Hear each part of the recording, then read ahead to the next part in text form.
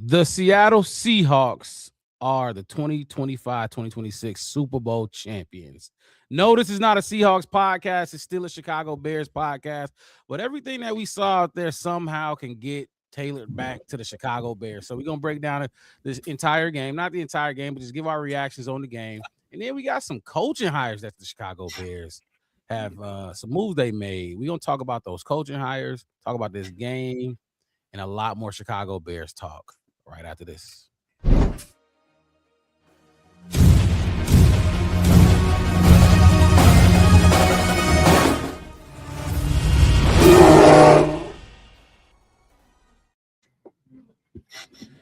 We are back. The Black Bear Podcast is back. Last time y'all saw us, these two fellas, Chef West and Marcus Mix, that was holding down the fort, discussing a lot of Chicago Bears news because not the season is over, but it's been a lot of news coming out of Hallis Hall that we have to talk about, and we're gonna talk about some more news that came out today, at least this morning. But before we do that, we got to talk about this Super Bowl. Yes, the big game. What it look like for the Chicago Bears if we was actually in. Hold on. Wait. Before we talk about that, we got to talk about you and your coconut drinks that you was drinking out of, and how your vacation went. Look, you turned 30. How your sand in the feet. 30 one time, the big 3-0. I ain't 30 yet, though. That's the thing. I ain't 30 yet. That's just where my schedule worked out. I turn 30 next week. I'll be 30 next week, Friday. So I'll probably be doing some things next weekend as well. But Wes, you know how it go, man. You know how the 3-0 was a big milestone in growing up. Mixed it like I told you will be there soon in 6 months. I think you got 4 years or whatever. What is it, 4 years for you? Yeah. Yeah, it's gonna feel like 12 months max. That's how it's gonna feel. But I enjoyed myself. I jumped in the chat for watching y'all talk some football. So I appreciate y'all holding it down while I was gone. But we back. Look, if you tuning in, hit that like button and subscribe to the channel, the Black Bear Podcast. One word, no spaces. I'm your host, Mark Rao. My co-host in the building, Chef West to the right of me. Marcus motherfucking Mixed at the bottom of your screen. What was the score? 28 to 13? I don't know. I stopped looking at it at halftime. Does the score matter? Yeah. I don't fucking know. Drake may look like shit. Defense showed up. Y'all see the thumbnail. Defense wins championships. Scale of 1 to 10, just quick. Rate the Super Bowl. If y'all want to throw the halftime performance in there, go ahead. I think that was mid too. I didn't hate it, of course. I'm not one of them people that hated it because we couldn't understand what he was saying. But I mean, if you ask me, a lot of these halftime performances has been just that. I mean, okay. Now, if you know the song, like last year we was talking about it, Wes. Kendrick, like, you know, the songs is gonna be a little better. You can rap along to, but the actual performance has just been like, okay, whatever. But overall, 1 to 10. How would y'all rate this Super Bowl? Let's hold our fingers up on 3. All right. Hold on. You got a card, Wes? I ain't got no. Of course, I got grades. Hold it free. Okay. I'm trying to get mine. I didn't actually. I wasn't ready to go first. Okay, I got it. All right, go ahead. You can do the countdown. All right. 1, 2, 3. What you got? A 7? You would see. No, I got 6. I got a 5. Or maybe. I like that card, Wes. And that's a C. It seems like a C is a 6, C is a 5. However you want to. 5, 6. I think we all around the same measurement on this. Anybody want to elaborate on how y'all got those? Or why we went with. I went with a C simply because it started out. I mean, it was an F first half. Period. Yeah. It was just trash. And I know you were saying defense win championships, but it was like the defense didn't even really have to really do nothing. Like, it was just everything that they told us about. Yeah, everything they told us about these teams kind of fell true in a way. I didn't think the coaching was extraordinary. I didn't think the quarterback play was extraordinary. Wide receivers was okay. I mean, JSN. He went out, so that was cool. I mean, honestly, this game got a C because of Kenneth Walker III. He brought the grade up. Yeah, he brought it up because it was basically a D, if you ask me. And then when you thought you was going to get that Super Bowl kind of feel, it just fell flat. It never got up to that. It just never got up to that point. It's like it was to me. It was yellow light all game long. It's not, it's just, I don't know. I won't call it trash, but I wouldn't say it's good. And like I said, and we was backstage, and I was going to say, man, we're going to probably forget about this Super Bowl in like 2 or 3 years. It's just like the fact that you said that. It's like, okay, so tell me, I think we all know who won last year, but the year before that, who won? Give me the last 2 NBA champions. The last 2 NBA champions was OKC, and before OKC, it was. You see what I'm saying? You got to think a little. Oh, bit. The Nuggets. The Nuggets. I think it was the Nuggets before OKC. No. Was it the Nuggets? Mama. I thought it was Boston. Oh, it was Boston's because Brown won MVP. You're right. Yep. Hey, Mom. Mama Chef West. Hope you're having a good night. But you get what I'm saying, right? Like that, like you just said, it's gonna be hard to. Okay, who won the last 3 Super Bowls? When we talk about this a year from now, we might forget about Seattle. We really might forget it. First of all, who won last year? Eagles. Super Bowl. The Eagles won. Okay, Eagles. Yep. Well, then was it Kansas City or? It was Kansas City. I think the year before that. Yep. Okay. My whole family coming in. What's up, cuz? I can't even see the chat, but so yeah, we definitely might forget about this Super Bowl for sure. Mixed it. Why you give it a 5?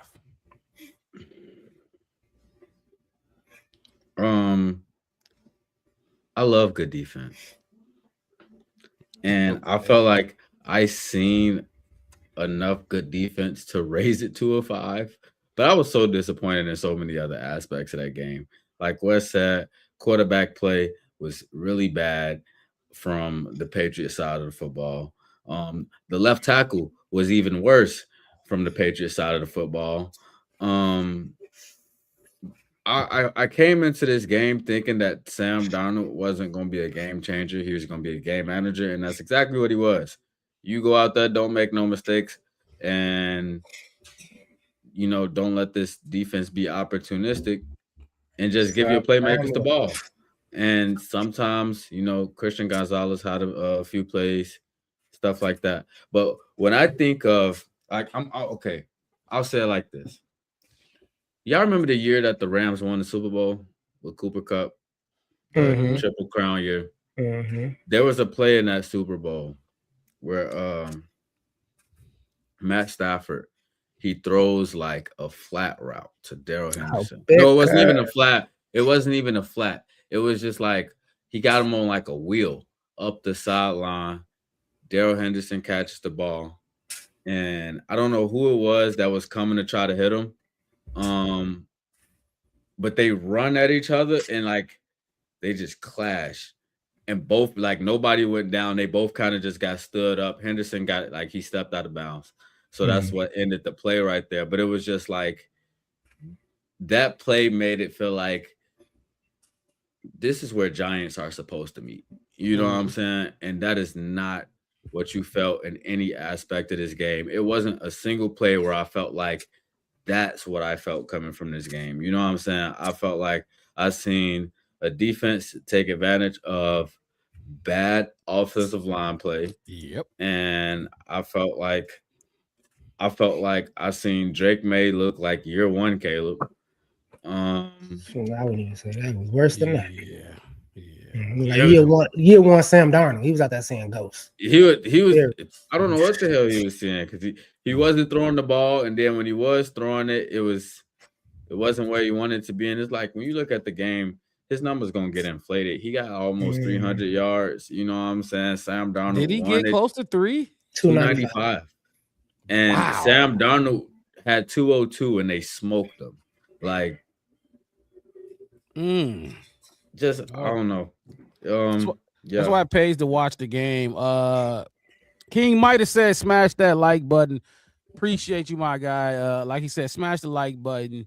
We got a lot to get into, and like I said, this is not a Seahawks or Patriots show. This is a Bears show, so we're gonna be talking about the Bears and how this relates to the Bears. And I'm gonna just kick it off like this. I saw from the jump, and maybe I'm wrong. Maybe I haven't watched the Seahawks or the Patriots enough this season, but it looked like a whole lot of Jaquan Brisker and CJ Gardner-Johnson blitzes out there. Looked like I saw a lot of that shit going on, or even if CJ not, if he out, I saw a lot of Kyler. I thought I was seeing ghosts. You know what I mean? That's what it looked like to me. And they was doing it all game, and both sides was doing it. I'm just like, Dennis Allen, good job, because these are two defenses that don't need to blitz. We saw it. Seattle didn't need to blitz. They was getting home with their front four. DeMarcus Lawrence and them dudes was getting to Drake May, but they still did it. DB blitzes, no linebackers. A couple times the linebackers came in, but they were sending Devon Witherspoon on some blitzes, and a lot of those Will Campbell was drafted 4th overall, by the way. Yes. Yeah. I was gonna get to that point because Wes, you remember we was one of the was talking about guys when I see them up there, I'm like, If Will Campbell went out there, if Ozzie Trapillo went out there and looked like that, holy shit, bro, you gotta go sit down. Dan Rochard better be pulling you off the field like he pulled Braxton off the field because his anchor was terrible. That's who he looked like. Yeah, he looked like that's exactly what he looked like. His anchor was terrible. Man, he couldn't anchor, and he was too slow. Number 7, I think that's Lawrence, was beating him around with edge swim moves. He's beating to the edge. He was dogging Will Campbell. It made him look bad. Like, one of the top moves, easy for them. Just push his ass into the quarterback. And that's push him into the lap of Drake May, because Drake May ain't throwing that motherfucker. He holding on to it. So we're gonna make your own teammate take you out. Right, Mixon. I don't understand why. I'm like, you just won an AFC championship, Drake May, with your legs. Like, get out, get this. They rattled him. Yeah, when you a statue back there, dude. When you a statue back there, it makes it easy. Like, oh, you're not gonna move. You're not going nowhere. Okay, cool. We're gonna pin our ears back and just come for you. That's what and the reason why I made that Caleb Williams comparison is because that's what it looks like when you don't trust your blind side. Yes. That's exactly what it looks like, 100%. But see, Drake May, and I don't watch a lot of Drake May. I just hear a lot about Drake May. He looked like he was what he missed out by 1 vote or something like that for MVP. That didn't look like somebody that should even be in the conversation. And I don't give a fuck how good that Seahawks defense is. There were answers for the blitz. First of all, when you do blitz, it leaves you vulnerable on the back end. Exactly. He didn't find none of those answers all game long. And even when they didn't blitz, he seemed like he was Nick Foles in the pocket. That's what it seemed like at times. Couldn't move. He stepped up a few times, but I don't know. I don't watch him. But from what I saw today, it was about to be one of the worst performances in Super Bowl history. I think now the man salvaged his numbers and almost got to 300, but it was ugly. It was not good. I went with 6 because defense was on full display. Christian Gonzalez made some superstar plays. Superstar plays where the quarterback really threw a nice ball, and he just last second. Wasn't he a All-Pro, Christian Gonzalez? I believe he was. Okay, and he was playing like it. Jackson Smith and Jigba was like it on lockdown. Yeah, and I'm sure he wasn't shadowing them, but I'm sure they went his way at one point, a few times actually. And he had him. He strapped him up. He had him. Locked down. So. The defense is why I gave it a 6. Other than that, I thought the offense was terrible. Kenneth Walker is the only bright spot. That's why he got MVP, rightfully so. Either that or you give it to what you say, Wes, the whole defense. Just the whole defense. Whoever won, just give us the whole defense get the trophy. Yeah, honestly, the Patriots didn't even look prepared. They look like they weren't prepared to play this defense. And you've seen them. You had 2 weeks. You know what I'm saying? Like, you've seen this defense and you just did not look like y'all were ready to play football today. They did what they wanted to do. They did what they wanted to do on offense. Like, no Zach Charbonnet. Kenneth Walker had a field day. Oh my God, did he? That little motherfucker is strong. Just like he's strong. He's very stout. It's hard to bring him down. You gotta you can't be lazy when it's time to tackle him, or he will make you look bad, and he gonna get extra yards after the contact. I think Chris Collinsworth said, "How many yards this motherfucker got after he already ran backwards?" And then gained. He said, I want to know how many yards he averaged backwards before gaining positive yards. Can we get that next gen stat? But like I said, he was Kenneth Walker was so patient out there. It reminded me of like LT or Le'Veon Bell, just like I'm just going to wait. I'm not going to. He never panicked. He was just like, okay, I'm just was killing those dudes. I'm like, yeah. He had almost 100 yards in the first half. This was 95, 97, some mid to high 90s in the first half. Do we all agree that that's where they got it right with the Super Bowl MVP? Like that's of course probably where it should have. Of course, 135 yards. Did he score? They only had. They took a shit back. That holding call. Yeah, you're right. Which that would have went for like 40. He would have had somewhere up there in 175, 180 range. I think they said the first running back to get Super Bowl MVP since Terrell Davis in 98 or something like that. Close to it. He deserved it. It's a dog. They not gonna let him go. He a free agent, but and the crazy thing about this, that team, I'm gonna look it up real quick. I think they got like 70 million in cap space. Seattle or the Patriots? Seattle. Shit. That's crazy.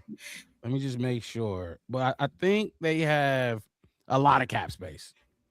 So he ain't going nowhere. Hold on, I'm looking this up real quick. I was just like, go ahead and look it up. But that Patriots defense 73 to 76 million. 73 to 76. That Patriots defense looked slow. Like when I saw Sam Darnold scramble out that pocket that time. It felt like, well, you talking about from a pass rush standpoint? I'm just talking about just overall. Like I was gonna say, it felt like the plays that Sam Darnold like had incompletions and shit on was like, it was kind of on you, bro. Like the Patriots defense didn't really play spectacular to the point where like Christian Gonzalez had a few plays. They had a few plays where they stopped some of these crossing routes and stuff like that, these short routes where they broke up a pass, but it wasn't like Sam Darnold was just out there cooking y'all. You know what I'm saying? Like, get it to your playmakers in space, and they did that. But they were horrendous against the run. God. I don't know. Yeah, like I said, 6 defense only. That's all I saw today. It was just defense all over the field. And quite frankly, both teams. You mentioned 2 weeks. They had 2 weeks to prepare for this game. And I was thinking at one point,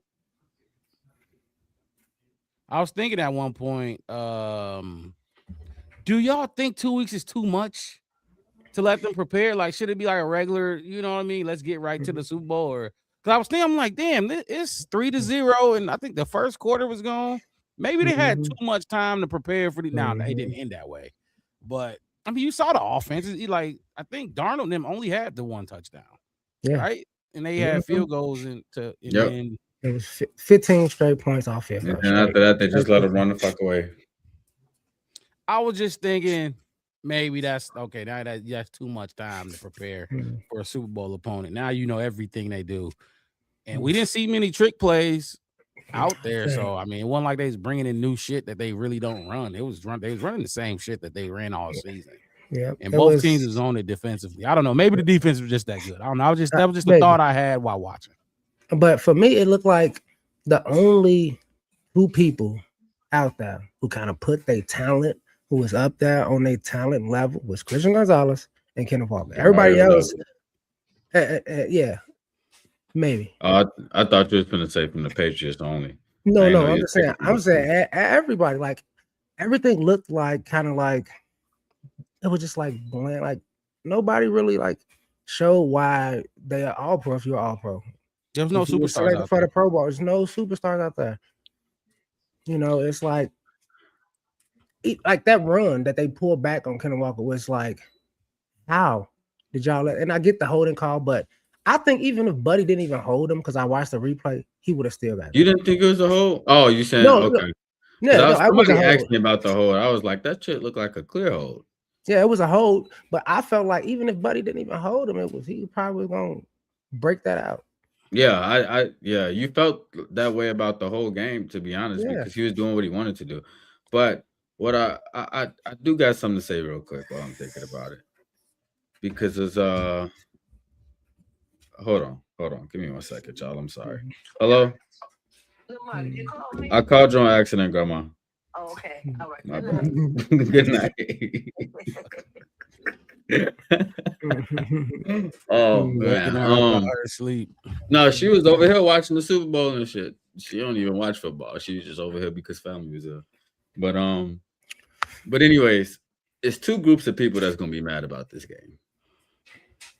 Group number one, everybody that said that the Bears fucked up when they took Caleb Williams and they should have took Drake May or Jayden Daniels. Y'all gonna be mad as hell because Jayden Daniels is fragile as a stick, and Drake May, he not only did he not look good in this game, he did not look good throughout this playoff series. Like the postseason was not good for Drake May. So they gonna be mad, but who really gonna be mad? Them people in Minnesota. Punching the air as we speak. I can hear what's his name yelling Drake May to your ass when I was slamming the comments when you was on that podcast. Well, I actually tweeted him, and he actually was trying to act like he didn't know what I was talking about. He was trying. I guess he said Zoe. He was actually rooting for Sam Darnold, and I'm like, get your ass on. Zoe literally was screaming Drake May name to you for 45 minutes straight, and I was just like, I know y'all pissed. And then, you know, throughout Pro Bowl weekend, you got all these Vikings players coming out saying, yeah, we made the wrong decision at quarterback, basically.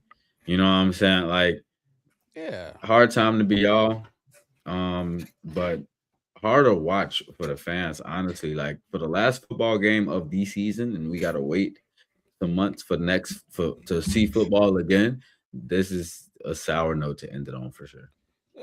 And Vikings fans are, look, and we've talked about this, they're delusional. Like, you know, we respect their content creators and, you know, do y'all thing, but y'all just out there saying shit just to say shit. And we gonna call it out every time because, look, I get it. You can hope or you can like somebody and still a player and still acknowledge their flaws and downfalls. You can't sit here and keep calling this dude 9 and he fucking sucks. You can't tell me you're glad you kept 9 and let that Super Bowl champion walk out. You're happy about that? Come on, man. Like, this shit is idiotic and is beyond me. Wasn't they saying JJ McCarthy was better than Caleb at one point during this? It's crazy. This is why you have to watch who you listen to and then just call that bullshit out. I would call them idiots every single time. Stop disrespecting the game. If you're a fan, you're a fan. You like 9, that's fine, but stop acting like he's in the upper echelon of football quarterbacks because he's 9. You comparing him to Caleb, like, even Sam Darnold, he can't hold Sam Darnold jockstrap. If y'all had Sam Darnold, I'm gonna say this: if they had Sam Darnold, they make the playoffs for sure with that defense that they had. Defense wins championship. I don't know if they would have won it, but they make the playoffs. They needed that defense. Won them all 9 games they won this year. So I mean, like he would have. I don't know. I'm done with the NFC enough other things, but I do wanna throw this out there because I said it and then my phone pinged and you texted. I said, so this is y'all motherfucking coach of the year. Yeah, that too, man. Because y'all gave my coach 1 first place vote. And like we said, we was in a group chat. Oh my! At least at the end, at least in the second half. Hey, what Ben Johnson say in the preseason? I'm going rogue. You know what? Whatever. I'm just gonna go rogue. It's a Super Bowl. Why not? Just go rogue. And it was just so bad, and it's just so terrible. Like they came out at halftime lifeless, like, and it's an extended halftime too, because you got this long ass show and the ceremony and all this other stuff. It felt like they came out and Mike Vrabel took them in the locker room and didn't say none of the right shit to them. That's what it felt like. That's what it felt like. But it's funny that you bring that up, Wes. The coach of the year thing, because it seems like when the NFL honors came up, everybody forgot all that Patriot strength of schedule shit they was talking about. You know what I'm saying? Like they talked about the Patriots basically having the easiest path to get to this point, and they take it there, and it's like, oh, he's great, he's this, but y'all didn't go through no gauntlet. And when y'all went against these teams, like, first of all, Bo Nix is, you know, like he's better than Drake May, but Sam Darnold is better than both of them. He didn't even play against Bo Nix. He played against Jarrett Stidham, and they won by 3. They only scored 10.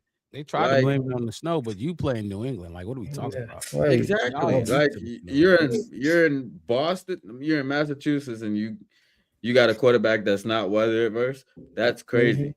Because we got somebody, and y'all talked about how 20 degrees was the coldest game he ever played in, and he killed the Packers in it. So I don't get that. I don't get that. It makes me question some of the stuff that they did with these top 10 picks. That's all I'm saying. I don't know if y'all looked at this on Friday night when y'all was live, but you was talking about Ben Johnson only getting 1 first place vote.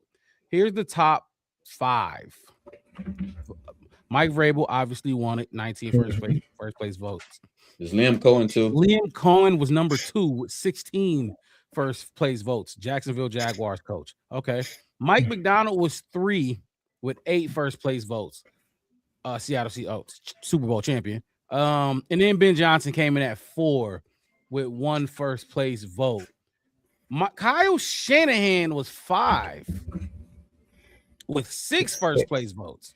Now he had 6 first place votes, but Ben, he know more than Ben, but Ben obviously had more overall.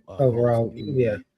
But to be 4 for Ben Johnson on that list, it's crazy to me. It shows me the disrespect that we about to, still be receiving going into 2026, 2027 season. And it doesn't make sense because they're taking all of our assistants and all of our coaching staffs. People on our coaching staff under Ben Johnson, even the ones that didn't leave, they still got it. Interview. Exactly. Everybody but our DC, I think, probably got an interview. I think Randall probably is the only one that didn't get one. Randall and Dennis, that's it. And that's just like, and honestly, I'm just letting people know how, disrespectful it is. And I've said it before on this podcast, and I'm going to say it again. I do not know why the NFL hate the Chicago Bears. We created probably there's going to be $1 trillion industry in the next 2 years because y'all going to Paris and Australia and y'all going all over the world to play these games, and y'all getting all out the country. 9 games out the country. Y'all finna be making dollars, pesos, francs, and every type of currency that you can with this league. And it's like, why y'all hate us so much? Why y'all just can't just? And I think Ben Johnson see that. I think Caleb realized that. I think this Bears teams and these guys kind of realized, like, okay, so we're gonna have to make it. Exactly. You know what, Wes? These people from other places, they don't know. But Chicago love disrespect. We love it. We love it. Like, come in here with that shit because keep it like just keep disrespecting because you're gonna fuck around and find out, and you're gonna find out when it's too late. When it's too late for you to jump ship, when it's too late for you to try to get on board and ride the roller coaster with us, all of it is gonna be too late. Like the fact that Ben Johnson in year one had his OC, who's basically gonna be the youngest OC in the league now. He gets moved up to call and play. Like, you already extending the tree. You know what I'm saying? Like, and then you come in here and you still replace him with other vets to this, like people that's been here in positions like this before. Like, and we're gonna get into that stuff a little bit later, but like, they hate to see us making all the right moves. You know what I'm saying? And it's like, y'all gonna keep hating instead of acknowledging, and that's, you know, it's gonna be our downfall. But we love it though. We love being counted out. I just really hope Caleb, not Ben Johnson. I'm gonna leave him out of this list. Caleb watched that today and had that feeling that I had, even though I don't even play for the Bears, but had that feeling like, okay, I want to be there. I want to. All day long, it was fucking promos about Mike Vrabel's life and this player's life and where he came from and this and that and third, where he was, his record. Yeah, had 68 sacks and shit. I don't fuck all that. Like, you know what I'm saying? and I hope Caleb was watching this and it fueled him and motivated him. But not just Caleb. Ryan Poles as well.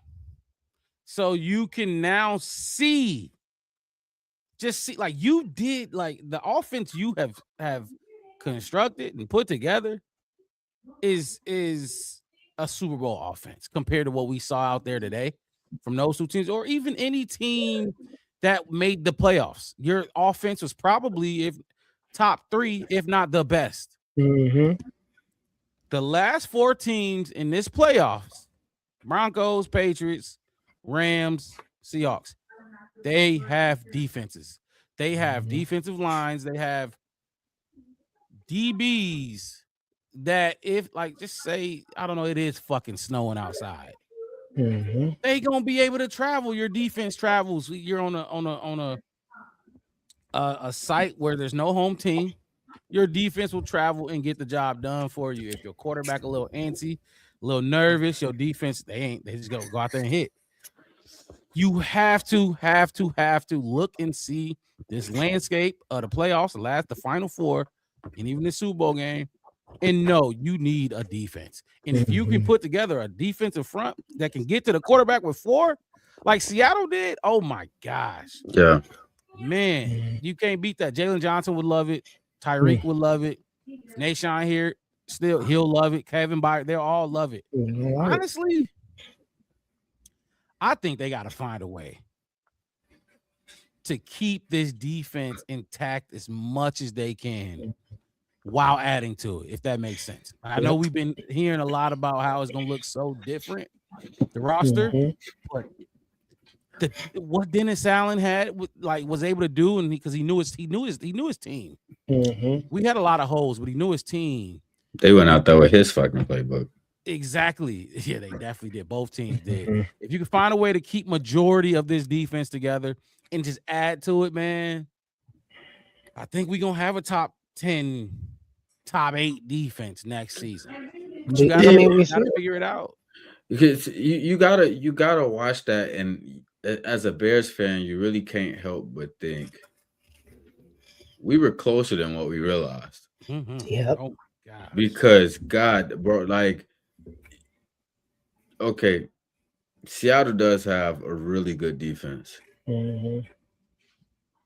but our offense don't look like that in the fucking Patriots. Like, Caleb's gonna make some shit shake. Like, he gonna make something happen, bro. In the fourth, and I'm like, if this was the Bears, I don't think anybody would feel like this game was out of reach. Like, we'll be happy. Like damn. And it's crazy because Seattle kind of opened the door for the Patriots to come in, and I kind of set up like, okay, those 2 passes. I'm like, okay, do you see it now? Like, can y'all see that y'all can come back on? And then it was just like, I don't know. It was just like, yeah, it was just like, yeah, it was like, it's like they was defeated on 5 field goals. Like, y'all felt defeated on 5 field goals. Caleb would have been like, I'm scoring 21. I'm finna go score 21, 8 minutes in the fourth. Y'all still let me hang around? Oh, bet. Hey, Yeah. My beer. Oh, my fucking beer. Oh, my. Soon, like, I think we would have, like, even if we looked like what the Patriots looked like in the first half, second half, we weren't coming out like that. Oh, they came out flat. Drake made because and here's where I like this is the reason why I say what I just said. Like I said when I first said that, like, what you've seen today out of Drake May is what you see out of a quarterback that don't trust a blind spot. Mm-hmm. Think about what Caleb looked like when he didn't trust his blind spot. And it was totally different. You know what I'm saying? Like, Caleb is still challenging the defense when he, you know what I'm saying? Like, Braxton Jones is over there or whatever, and it's like Caleb, he know that shit not holding up. You know what I'm saying? But Caleb was he was putting up yards. He was using his feet. He was doing all these things. Like, we seen Drake May basically, like, they rattled his cage quick, and he just never recovered from that. He never recovered from it. He threw 2 picks, right? Then he get stripped or something. Like, I think he had a fumble too. Because that defensive touchdown when he slapped the ground after he lost the ball or whatever. Yeah, he threw the pick. He threw 2 interceptions. The one that went returned, buddy. It was considered interception. Yeah. And then he got the fumble that I forgot who recovered it, but continue. They really didn't like Bad Bunny, huh? I get it. I get it. I get it. You can't understand what the man's saying. You can't. I mean, you couldn't. I don't know Spanish. I couldn't. I've been to a Mexican bar before. I have. And I was gonna say Bad Bunny lady, what? We was in that bitch lit, didn't understand a lick of words because the vibe was right. I get it though. I get it. Horrible is crazy. Like I said, if you can't feel that vibe just because you can't, don't go. I advise you to stay your American ass in America. Don't go out the country because you're gonna have a terrible time. Ain't no English out there. So, but yeah, like what you were saying, Mix, was about, like, for me, and the thing that kind of just blew me, and I even said it more early on in the game, I'm like, at some point, I'm thinking that Vrabel is going to say, hey, Drake, just go do Drake May stuff. When they threw the touchdown to Mac Hollins, I thought it was okay. Here we go. That's what I was saying too. Like, roll out. You don't trust your line. Minutes to get there. You don't trust your line. All that kind of stuff. Get out the pocket. Caleb knew that all his rookie year. I'm getting out the pocket. Good point. But if Drake May can use his feet, why you ain't setting up him to roll right then? His left gonna keep fucking collapsing like a bag of chips with nothing in it. Like, that's what I don't get. Like, with, like, you see, I don't know. And the Bears use a lot of rollouts for Caleb where he's rolling left, rolling right. You know what I'm saying? Getting out of the pocket, using his feet because that's where he's comfortable at.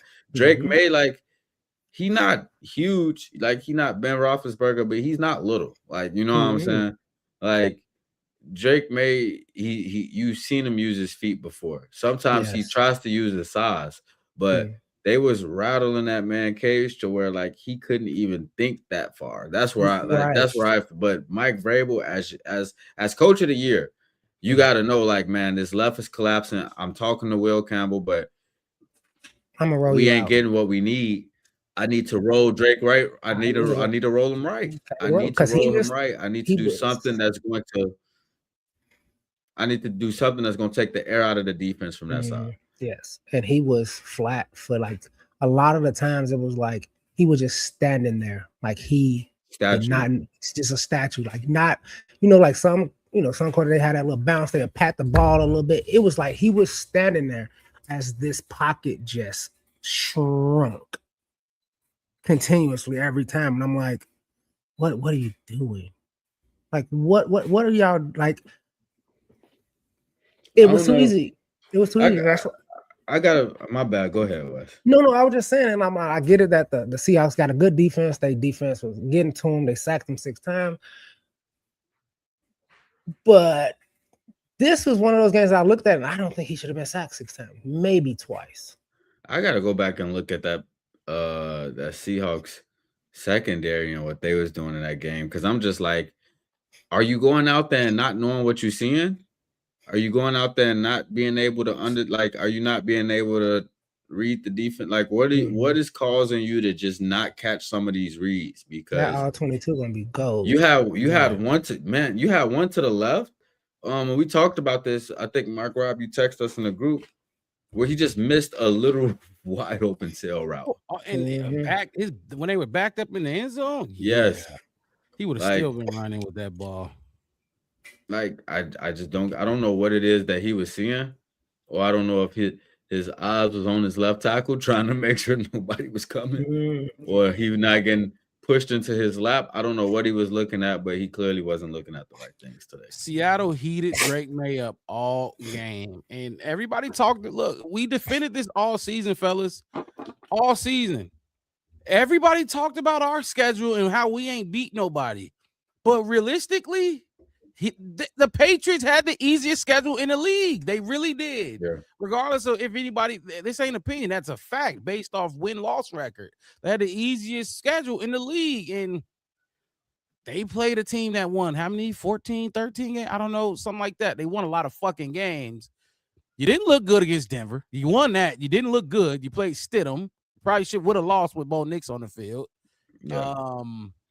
Who did they play the first game? Was it Buffalo? Who did they play the first game? Jacksonville? No, Jacksonville played Buffalo. I don't know who they beat. I don't know who they beat the first round, but you beat Denver. You probably should have lost that game. You faced this team today. No snow, none of that. Starting quarterback, you got whooped. It looked bad. You probably should have got shut out. You really probably should have. Definitely. But everybody told us we ain't beat nobody, but they let him skate and continue to beat ass all season and praise him and almost give him the MVP award. But we ain't beat nobody. That shit is crazy to me. It's crazy to me. I was hoping for y'all know. I think I said it 2 weeks ago. I did not want the Patriots to win this game. I really did not. With the Mike Vrabel angle, which, Wes, that was my number one coaching candidate for the Bears. He was number one, and Ben Johnson was number 2. But very happy with Ben Johnson. But then Drake May, just like if Jaden Daniels was there, I did not want him to win either. Did not want Bo Nix to win. Didn't want nobody in that class to win it. Didn't even want him to get there. He got there. Congratulations, but I didn't want him to win it. So I'm glad he lost. Showed his true colors. They got exposed today. You didn't play it wasn't an easy schedule today. It wasn't an easy game today. You got your ass whooped. 47 regular season sacks, 15 postseason sacks. That's what Drake May had. And if you include the night, that number goes to 21, I believe. No, that is included. Oh, wait, no, you might be right. You could have 21 because he took 6 today. That's what was that? 67, 68 sacks? That sounds something like Caleb, don't it? Sounds something like Caleb, don't it? Except when Caleb did it, he had 3,500 yards, and he looked pretty formidable. Well, I thought he did. A lot of people thought he sucked as a rookie, but I thought he was balling as a rookie. But Benjamin, I'm right there with you. Happy you didn't get that ring before Caleb. It's gonna be like that all career long with these 3, especially Caleb, Jaden, and Drake May. For me, at least, I'm petty like that. It's competition. It is what it is, and I got my wish. So let me ask y'all this before we move on. Then either Bears versus Seattle, and I think we might have covered this a little bit. Either Bears versus Seattle in the conference, or Bears versus Patriots, because that defense was formidable too. How do y'all think we would have fared up against them on either side of the ball with our offense, defense? However, how do y'all think we would have played against them? If we would have won against the Seattle Seahawks in the conference championship and won, we would have had a fucking walk in the park in the Super Bowl, because I like that. again, you said it earlier. What the hell? What they ran today in terms of Seattle's defense was Dennis Allen's defense. I don't think that. I don't think it's a matter of whether or not if our pass rushers hold. Will Campbell sucked. So if he played like he did today, we would have smoked him. Fucking Austin Booker would have been getting off like he was getting off against fucking Jordan Love. But the Seahawks defense is tougher. I just don't think that I don't think that defense could hold Caleb. I don't think that they could put him in a position to where we're scoreless in the first half and we only come out and I think that we would give them much more of a challenge, and that's why I think the game would have been easy because Sam Darnold was 50% on the game, 19 for 38. You know what I'm saying? He wasn't spectacular, but Drake May was not good at all. And I think Caleb Williams would have had a better game. They would have made it more challenging. They would have made some of these decisions a little bit differently. Even if they would have went up 12-7 at halftime, it's a completely different ball game. You know what I'm saying? They was fighting for field goals out of halftime. You come out and you get put on another 3 and out. So, yeah, no, the same thing. Like I said, I get how good their defense is, but you seen what Caleb do against pressure. Exactly. And then on top of that, with let's just say hypothetically, right, JJ, Nation or whatever was locking up JSN like Christian Gonzalez kind of was doing them. You're done. But though they secondary, I don't think they could handle. I remember. I mean, how many tight ends caught the ball the whole entire game? Maybe 10 catches for both teams with their tight ends. I know one of them caught a touchdown, I believe, for Seattle. AJ Barron or something like that. Barron or something. I think I seen Hooper catch a couple all the time. Colston Loveland with both of them, both teams, both teams. Pages he would have let them up. And I even texted that one catch. I think Sam Darnold threw the buddy, and it was like the defender was on his back. And he was reaching out for it, and I was like, DJ would have made that catch. The yards after catch opportunities that Pop had, Luther Burden, give him an opportunity where he's shaking. We've seen him do it before, where they tried to give Demario Douglas a little slant across the middle, take it, do a little quick stop, cut back the other way. This is Luther Burden kit, except he gonna really try to make some pop. You know what I'm saying? I think that that's a great question because honestly, I just don't the team that had to take us out of the playoffs is the ones that did, because if they didn't, I don't really see either one of these other teams being able to pull it off. And I'm with you, man. If we got past the Seahawks, we would have had, I don't know, against that Patriots team, we probably have 40. You guys just gotta imagine, because then I imagine Joe Thuney would have stayed at left. You gotta imagine they not about to let that front four do that. Joe Thuney, Dahlman, even Jordan McFadden, he played good at left guard. You know what I mean? Yeah. You gotta think that shit ain't gonna work. You're gonna have, first of all, you're gonna have to blitz. And what we do is hunt big plays. Drake May checks it down a lot. They like to give it to their running back. They like to do. We don't do that. They're gonna work against the blitz. They're gonna fight right into it and find a hole. And we gonna keep on slinging. We ain't gonna stop. It goes on. Like the Patriots started to go a little late with the deep shot hunting, and it didn't work with Matt Collins. But after that, it's I don't know. Drake May, I guess, didn't take the shots deep. Caleb was gonna take shots. He was gonna give them opportunities. The wide receivers opportunities all game. So, and then I do. It felt like they was running a quick game. New England, the Patriots, yeah, they had to. They was running out of time for sure, and it wasn't even quick enough. It was still slow. It was still slow, and I said Seattle's playing it soft. They're trying to stop it from score touchdown. Like you said, put the ball in Douglas' hand, short slant. You know what I mean? Is that the Cuddy? Oh man, Little West. Y'all young, y'all got it. Y'all got y'all young man, enough for that, I man. still only had one Cutwater ever, and them motherfuckers. Them motherfuckers. Them took the world by storm like Taylor Port did. Yeah. Taylor Port had a little run. I ain't even had that before, but anyway. But yeah, like I'm like I said, at that point after Drake May threw that, and then they had that little quick game that's playing that kind of soft. I'm like, dude, give it to playmakers. Go for Yak. You know what I mean? Like get because the middle of the field was wide open across the field. Just dump it down, take it in. I think it was like 8.5 minutes probably left too, or something like that. I'm like, this way you force Seattle to actually start playing, because and for me it's like Seattle didn't have to really play football. They was just watching y'all just be incompetent the whole entire game.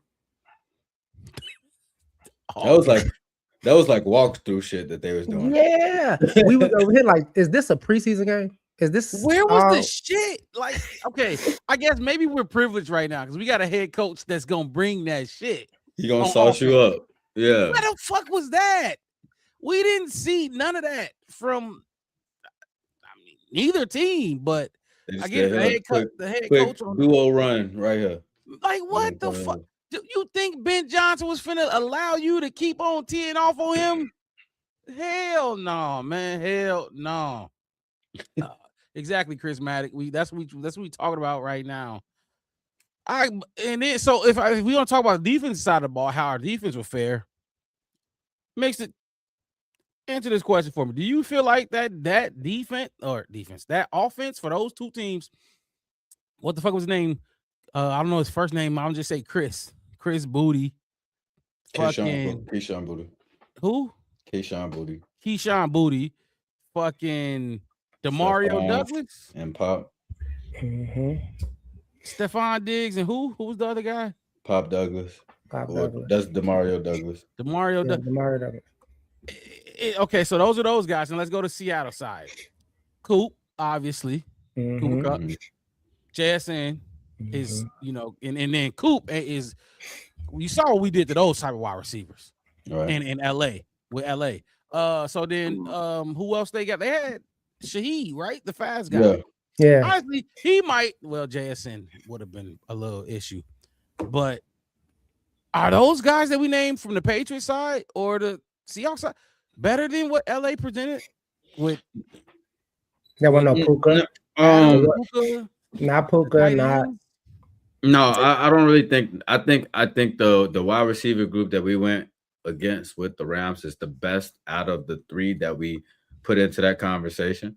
But I will say this: I think the hidden part about it is a lot of it has to do with who the quarterback is, because as much as you do got JSN and Cooper Kupp and Rashid Shaheed, and you got some ballers around you, let's keep him, like we was talking about it. Like Gonzalez made some great plays, and some of them was just Sam Darnold's fault. You know what I'm saying? Like he almost had a diving pick because Sam Darnold just threw it short. You got to, like, with the people that we have on our defense and the way that our defense, like they've been opportunistic enough, and they like these head up type of physical matchups with these receivers to where, like, I don't know, like I feel like we would have came away with some of those. Even then, we went against the Rams and we didn't come away with any of them, but we should have. Yeah. You know what I'm saying? Like, I think we would have been able to force a takeaway or two against Sam Darnold. Yeah. And not let him just manage the game. So I don't think those receivers would have been enough. Like they good like JSN, best receiver in the league this year. You know what I'm saying? So it's not like I can go out there and discredit what he did during the regular season. Right. I'm just saying it's not like you got an all-star quarterback behind you. You know what I'm saying? Right. So yeah, and like you were saying, like Matt Stafford. Now I think one of the reasons we didn't, get those instances capital, because everybody know Matt Stafford, prototype, quarterback. He knows, like, I'm gonna put the ball where either it's gonna be an incompletion or my guy's gonna catch it. Sam Darnold had some passes in there that it was, ooh, like, oh my God. Yeah. You got away with one. Yeah, you slip and you're like, oh damn, I almost fell. He had a bunch of those moments in the game. And Drake May had some, I'm gonna say it. He had some I don't give a fuck passes. That last interception for that was crazy. Like I seen him like try to like pop a ball up, and it was like a kind of Russell Wilson, that moon ball or how they call it, but it didn't go 60 yards. It was only like 20 yards, so it went like straight up and came like straight down. I'm just like, what are you like? What are you doing, dude? Like what is going on? This you wanna know what's crazy? I'm sorry to cut you off, Wes. No, it just looked bad. I'm just over talking about the Super Bowl like this. I'm sorry. Because you was talking about the footballs that he was throwing, and I was going to speak on the hospital ball he threw to Hunter Henry in the end zone. I just Google searched Hunter Henry's name, and this is what pops up. Hold on, let me take this off so I can show it to you. But this is what pops up when I search up Hunter Henry's name. Yeah. All you do is like I didn't type in nothing but his name, and that's what popped up. That's crazy because that was like that was a like if you could pretty much sum up what his throws in the fourth quarter, like late when they was trying to mount a comeback at the end, what they looked like. It looked like he was just in give up mode. Well, I mean, like the game is lost. The game is lost. Honestly, it wasn't nothing you could do about it. What was it? Right. 14-29 with 3 minutes left. When they scored that touchdown, right? I think what to make it 7-19, right? And Wes, you said it'd be funny if they get it 3 and out. They didn't get the 3 and out, but they got the punt. They got the punt, right? And it was like, all right, now here we go. Now, like your defense is good enough to get you this ball back a couple more times, especially if you reward them. They're gonna be even more willing to go out there and play hard for you. The motherfucker threw that interception we talking about, or was it a fumble? Was it the fumble? No, that was a pick. They said he threw it. It got deflected and somebody called it off the deflection. I'm gonna watch it. I'm gonna rewatch it and do the all-22 just so I can, just because it's football, right? Facts, and just to see it. But dude, crazy. Yeah, I'm gonna get this one. I'm gonna go ahead and. Oh, buddy. Yeah, because I just want. What the hell are you talking about? I'm just tired of ranting about this. Y'all know how I get. I'm tired of ranting about it. I don't know. I ain't even gonna comment on it.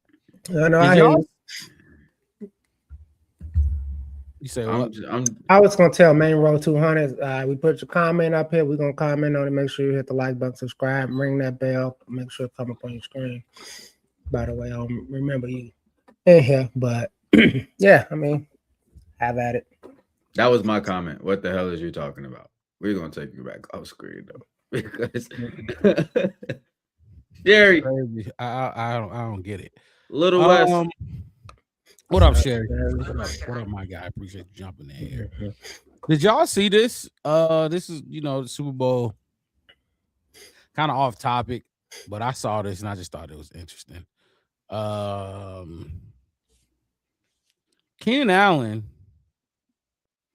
was asking, everybody getting interviewed and everything. So yeah, I saw this. You saw this? Yes, Keenan Allen was talking about his time with the Chicago Bears. Let me make sure you can hear this. You being in Chicago for a year. I know Ben Johnson's now in there, had a very successful season. Caleb Williams was a quarterback. You were around him. Were you surprised by their success this year? Oh, absolutely not. When I was there, the team that we had, a lot of talent. Just thought we was kind of held back just by. I won't give the coaching. I won't give the specifics, but we were kind of held back. The roster was definitely, in a good place to where we could have did some things as they did this year. Definitely hats off to them. They did a great job. You being in Chicago for a year. I just saw that. Like I said, it's off topic. I saw that. I just wanted to get it on the screen. Talk. See, when Keenan Allen left here, I seen a portion of the fan base. I wish Keenan Allen was on this 25. I ain't gonna go that far. Not that far. I ain't gonna go not that far, Benjamin. Not that. But it was evident. It was obvious what this team had and what this team could accomplish and how good the roster was. Even though look, I'm only every time I did not like what Ryan Poles was doing. I don't like Ryan Poles. I still would have fired him. But look, he's doing a little something. He got the head coach, and this offseason gonna be key. But that man said held back. We was being held back, and he was one of the dudes that wasn't it him and Mercedes, right, Wes, that told us about the non-scripted plays. They said we've been in the league a long time. We never seen a team like not scripted in the first 15 plays or like the first 2 series having your script, for 15 to 20 plays of what I was going to do. And it's kind of what Ben Johnson said when he came in. This is not a Super Bowl team. It wasn't a Super Bowl organization, but that was his job to turn it into one. And I think he did a good job. But we all kind of knew that, and I kind of knew it coming in. I tried to give grace and be like, okay, let's see. But when stuff started to come out, the thing that I hated about that season, Caleb Williams rookie season, is more people was worried about Caleb painting his nails, what he does off of the field, all that kind of stuff, and less worried about why the fuck Matt Eberflus ain't a good fucking head coach. Why the fuck Shane Waldron fucking sucks. Why we can't who is man, like just the coaches, all of them. People like Main Road 200. Yeah, like all those people. We saw what's his name? The dude that I forgot his name. I can't think of his name. The running backs coach. Main Road, huh? Yeah, like the running backs coach. You talking about, my young boy going, my young. Half of your running backs didn't even run the ball that season. You had one guy, and he's already a veteran who proved himself on 2 different teams already. So that's just all you're talking about. Your young guys, you know what I'm saying? Like, and then you go get a good running back coach like Eric Bieniemy, and then see what the difference is. You know what I mean? You go get a good wide receivers coach and all this other kind of stuff. And now you see when the grown-ups is taking control and holding people accountable and like, hey, look, we get it. And that was another thing, like we said it, Mark Rob, when we lost to Washington. I was saying like Stevenson should be the whole game. And like, who gonna step up? It doesn't matter. You have to build that culture of mistakes will be punished. We saw it in the offseason when Ben Johnson first got here. When the first stringers was out there doing tries, go sit down. I will bench my whole entire first string if y'all out there bullshit. I will let the second string do it. Because if y'all gonna look like second stringers, I might as well put the second stringers out there. That's how you run an organization. That's how you lead people. It has to be some type of hierarchy. And Flus didn't have that in him. Like he didn't have that hierarchy thing. He wanted to be cool and nice and I don't know. I'm right with you. Like we went through this whole saga together. He came in with that. I don't know if y'all remember, but like I think it was his first training camp. Was it Jalen Johnson that he made run with the twos? Yeah. I think it was Jalen Johnson whom he made run with the twos in training camp for like a week or whatever, because I'm sure Jalen Johnson might have been late to a meeting or just thought he was this or just wasn't, jogging or whatever. But he made him run with the twos, so he was holding people accountable. That shit went out the window. It was all a facade. His principle was a facade. That shit was for show and it was fraudulent. And it came out.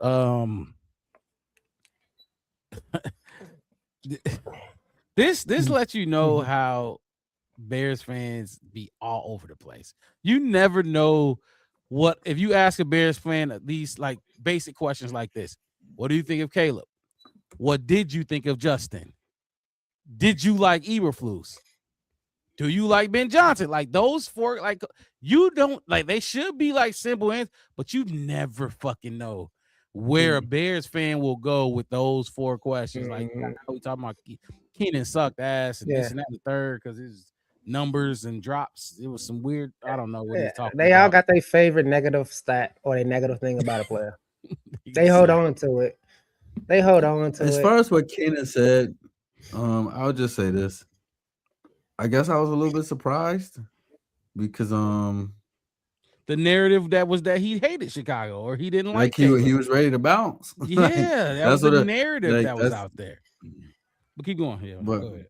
That was really all I was gonna say. Was just like it just felt like they, tried to set it in stone, like Keenan ready to bounce. But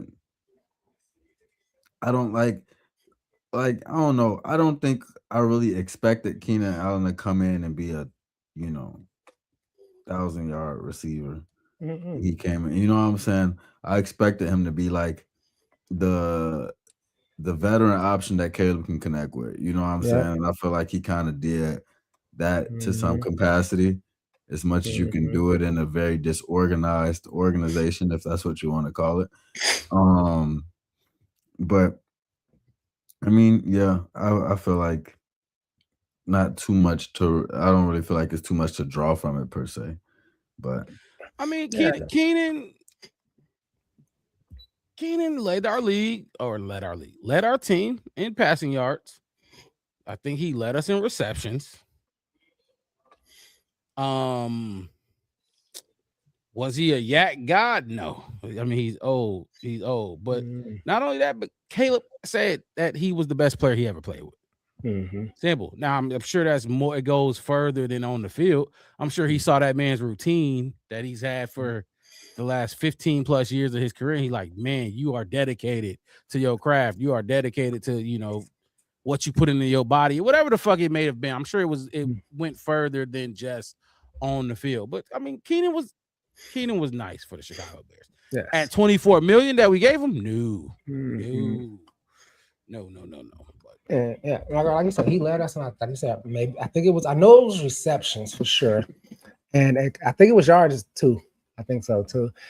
But then he missed the first month. He missed all of September too, and he still had those kind of numbers. And honestly, I don't care how you feel about what he said, and I respect the fact that he respects the Bears enough to say, I ain't gonna give y'all too many details. Yeah.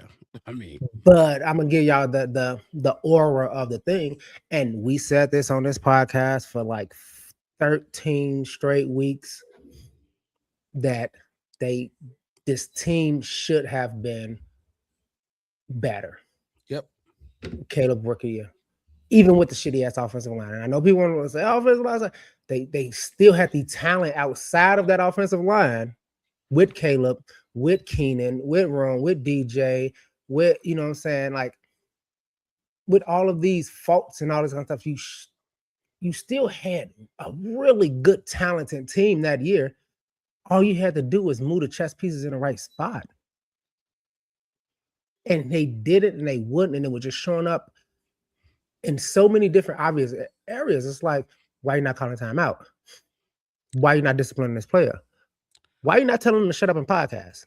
Why, you know what I mean? Like, why are you not holding, you know what I'm saying? And it just I bet Ben said that podcast shit, that shit is done. Everybody doing the podcast, we ain't doing that. Y'all not doing that shit. Like we got to focus on football first. Yeah.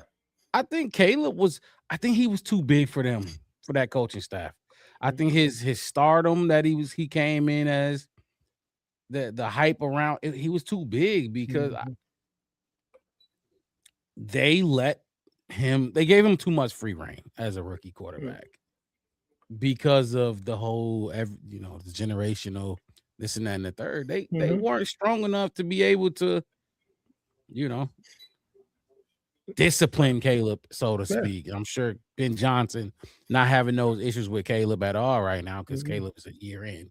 He's grown up now, but I'm sure if Ben was here as a rookie head coach with that quarterback as a rookie, I think he would have disciplined Caleb when he needed to multiple times because Caleb told Thomas Brown, he didn't say get the fuck out of my face, but basically, I don't want to hear it. But I mean, this is the third substitute teacher that you've had. Like, you don't care about, like, dude, you're not even finna be here after these next 3 games. What are we talking about? You trying to tell me? I get it. I understand it. But even with Thomas Brown, you saw some movement. You saw we had a post at some point in time. And I think that they thought that Caleb, the generational talent, the superstar that was coming in, was probably gonna say their job. We don't have to do that. He's great. He's supposed to be the greatest. Like, that's what Ryan Post told him. He said, we're taking Caleb no matter what, no matter who he wants to go to. And then, I feel like Flus and them, and I don't want to say if they kind of wanted to sabotage Caleb, because before he got drafted, he didn't talk about the Bears organization in the biggest light. And he said, "Oh man, I like Kevin O'Connell, and I idolize Aaron Rodgers." It's like, but this guy probably don't get no. You know what I'm saying? Like, maybe that was it. I don't know. But what I do know for a fucking fact, Mark Robb mixed it. Ace, shit, all the people that's in chat, they didn't even fucking try. They didn't even try. They did not even try with Caleb. I saw it firsthand. I thought it was me, Mark Robb. Y'all remember that season? And everybody tell him, "Hey, Wes, stop going to games." Like, you know what I mean? Like something, like some beautiful. But as stuff started coming out, I'm starting to realize, like, it wasn't even. They didn't even try. No, Hey, I ain't gonna lie. Remember we played the Seahawks last year, and it was like 3-3 or 3-9. I kind of a little bit see why we couldn't get no motherfucking points on that goddamn team.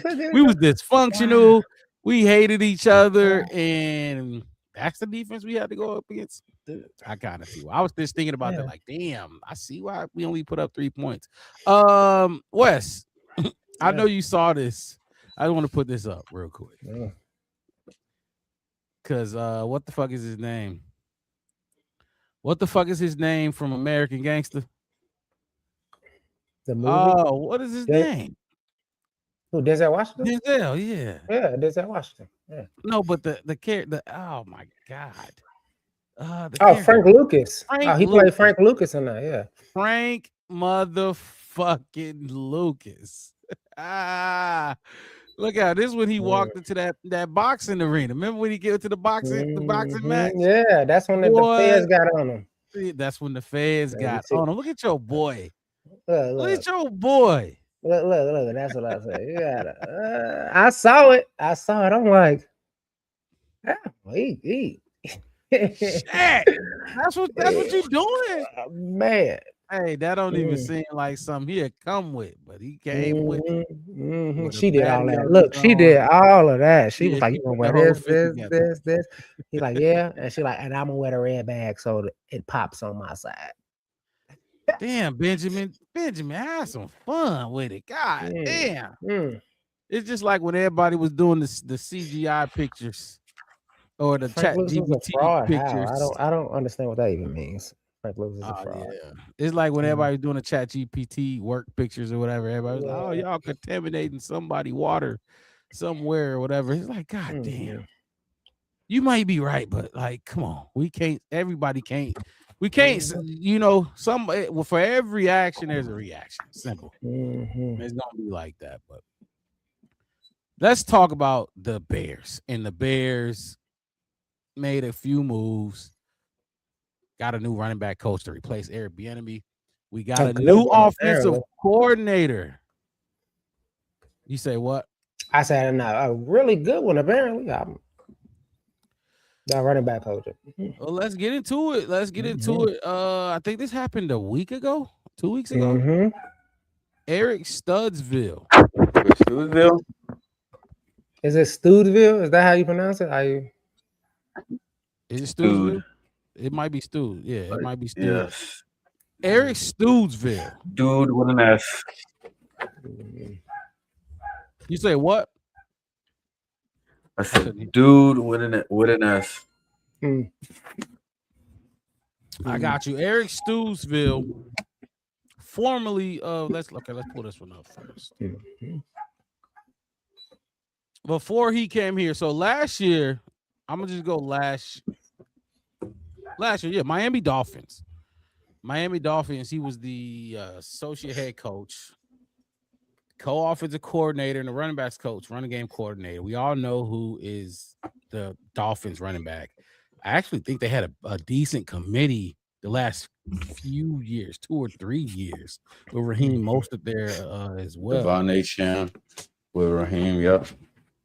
And look, we in Chicago, we have went through plenty of running back coaches. Before Eric Bieniemy, who was it? The loud dude on Hard Knocks. That's what I'm talking about. What's his name? Was it like Morton something? Morton, yeah, something. Chad Morton, was it Chad Morton? Chad Morton, yeah, Chad Morton. Yeah, he was a rah guy too, you know what I mean? But I'm gonna put my young guys on you. Yeah, you were. None of your young guys played the whole fucking season. One of them was out with concussion. The other one tore his ACL. Whatever he was saying didn't resonate with that group to translate to the on the field, because DeAndre Swift was there too, right? Mm-hmm. Yeah, DeAndre Swift was there. Mm-hmm. I just remember that. It just didn't resonate. But this dude, Eric Studesville, survived multiple regimes, going all the way back to the Adam Gase regime. We know Adam Gase well here because he gave Jay Cutler his best season as a Bears quarterback, and then he got off a head coaching job in Miami. Then Brian Flores, he survived that. Then Mike McDaniel, he didn't survive. He didn't survive that. He left. Excuse me. We all know when a new regime comes in, they're gonna clean house. They'll bring their brothers, their cousins, and their friends, and we gonna rock out like this, and do it my way. I'm gonna do it my way.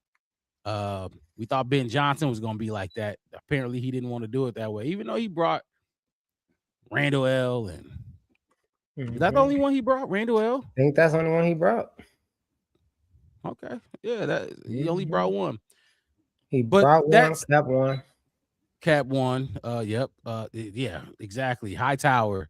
Yeah. And this is what happened with him. This, I think, for me personally, I think it says a lot about you when you can survive this many regime changes. I mean, think of it like any political office being held. When you come in, you're gonna bring your own cabinet in, you're gonna bring your own assistant, and you're gonna bring your own whatever. And he was they liked his work, so they kept him here or kept him there. On top of that, I don't know if y'all want to brush on anything like right there real quick. Well, yeah, before you move on real quick. Yeah, go ahead. Not only did he survive multiple, but they were back to back since from the time that he started in Denver in 2010 all the way through 2025. He survived 8 head coaching changes, 4 for both teams. The Broncos have 4 head coaches in his time as a Broncos staff member, and at one point he was moved up to interim head coach, and then he went to Miami and went through 4 more head coaches. See, I'm glad you jumped in here with that, because I almost forgot, because I read the whole thing. Interim head coach, like that's big. You had it, I don't know for how many games with Denver when they fired. I'm guessing I think the Final 4 that year. The Final 4 games. So that's kind of like Thomas Brown. And shout out to Thomas Brown. He was in the fucking Super Bowl coaching the tight ends. He was the tight ends coach in the Super Bowl. So shout out to him. But that's a big deal. It ain't really the head coach, but it's kind of like Dennis Allen when you a head coach and then you take a step back, and then you just be a defensive coordinator. So now you got all this knowledge, but now you can hone in and just pour all into the defense side of the ball. And even Eric Bieniemy, you go from offensive coordinator, like we said, running backs coach for Eric Bieniemy, that was a downgrade. He's better than that, and that's why he's right back to being an offensive coordinator for the Chiefs. But yeah, this dude was an interim head coach, so the leadership, the quote unquote ability to lead men, it's there. I mean, he had to do it for what, 4 games, you said? So that's gonna go a long way in that running back room. Wes, you got anything before you pull up these guys that he's coached? The running back. And that's the thing. Like a lot of, I mean, you gonna pull it up, and when I first looked them up, like I said, he got the blueprint. He knows how to get you 1,000 yards out of your running backs. Like he knows how to. I think it said something 11 or 12. I think, yeah, he got 11 or 12 different running backs, 1,000 yards. And then on top of that, like y'all said, what he does as a running backs coach, I'm guessing it's just so good that people are like, hey, look, I don't even need to go nowhere else. Exactly. All right, everybody. All right, I'm the new head coach. Everybody get out, and he stand up like, not you, Stoots. You can actually stay. Stoots, my boy, Stoots. Stoots, you sit there. Don't even get the fuck up. You sit the fuck down. You sit down. And then when you look at the list of you put it up, but the list of some of these players that he done had, it's okay. I feel better now. Yeah, I mean, you could kick it off and go down the list if you want. I could go. I'll just go. We all can just talk because I mean, some of these are some of my favorite running backs, honestly. Like Willis McGahee. Oof. Willis McGahee. He did it to him 3 times. He been around for a long time. I remember 30+ years. Yeah, I remember how he ran the ball.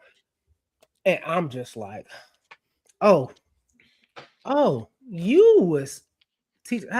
Oh, okay. Because that's the one name, him and Marshawn Lynch. Out of all the ones on this list, oh my god, zeroed in on those two. Find some footage of him coaching them. Like we remember we did the AP. Yeah. With AP. Yeah. But those two right there. Those are like the type of running back styles that Kyle Monangai was going to thrive under. Mm-hmm. You know what I mean? Like hard to tackle, don't really fumble, and pushes north on runs. Downhill. I think another thing too that I think about when it comes to this hiring with Stootsville is I haven't really seen it yet. I don't know if y'all seen it, but Dave Wannstedt, he's on 670. Well, it ain't 670 no more. For y'all that's in Chicago, they on FM now. So instead of 670, the score is now 104.3, the score. But I'm waiting on him to come out and talk about this a little bit more because he was on your staff. You know what I'm saying? He was on your staff, and I just want to hear him talk about him and the character that he had because he left your staff and made a great name for himself in this league. So I'm sure you know a lot about him and just the type of character he is. But when you go and look at his resume, it says a lot about his character already. So definitely gonna see what he gotta say about it. Yeah, no, I'm with you on it. My wife trying to find that. Keep going and down the pairing of, you know what, Mark Rob? Well, I'll mix it. I think he wasn't probably watching when I was talking about this. When we talked about Dan Rochard, how he's just like, he's the offensive line coach, and he's been a great offensive line coach wherever he went for a very long time. And his resume is just so pristine when it comes to offensive linemen and how great our offensive line kind of was this year. And all this other stuff. When you're gonna pair him, and then you got these two guys who understand how to work together too. On top of that, like you talked about, like him surviving multiple regimes and multiple head coaches. That like Ben Johnson is keep bringing in people who we're like, oh, okay. I see why you brought him. Yeah, I see why you brought him in. I remember before in many years, like with Flus and like all this other kind of people, they kind of brought in people when I looked and it's like, oh, well, he was a tight ends coach, but he was a running back in college, so he's gonna be the running back coach. And it's like he never really coached running backs. So played at the NFL, like at a high level. Right. At a high level. It's kind of like, the Michael Jordan thing. Like Michael Jordan probably the greatest basketball player, but he cannot manage a basketball team. You see, you know what I mean? Like you're putting people in, you're taking them out of that what they do best and that kind of stuff. But he keep bringing in people that when I see him or I hear him, I'm like, okay, let me look him up. And then when we do the research, you're like, oh, now I see why you got it. Now I see why you got it. So, and then on top of that, he was with the Bears in the 90s, so he knows the culture. He knows what we about up here. He just got to buy a first down coat, get him a goose down or something, because it ain't Miami, bro. So, yeah, dude, like I said, I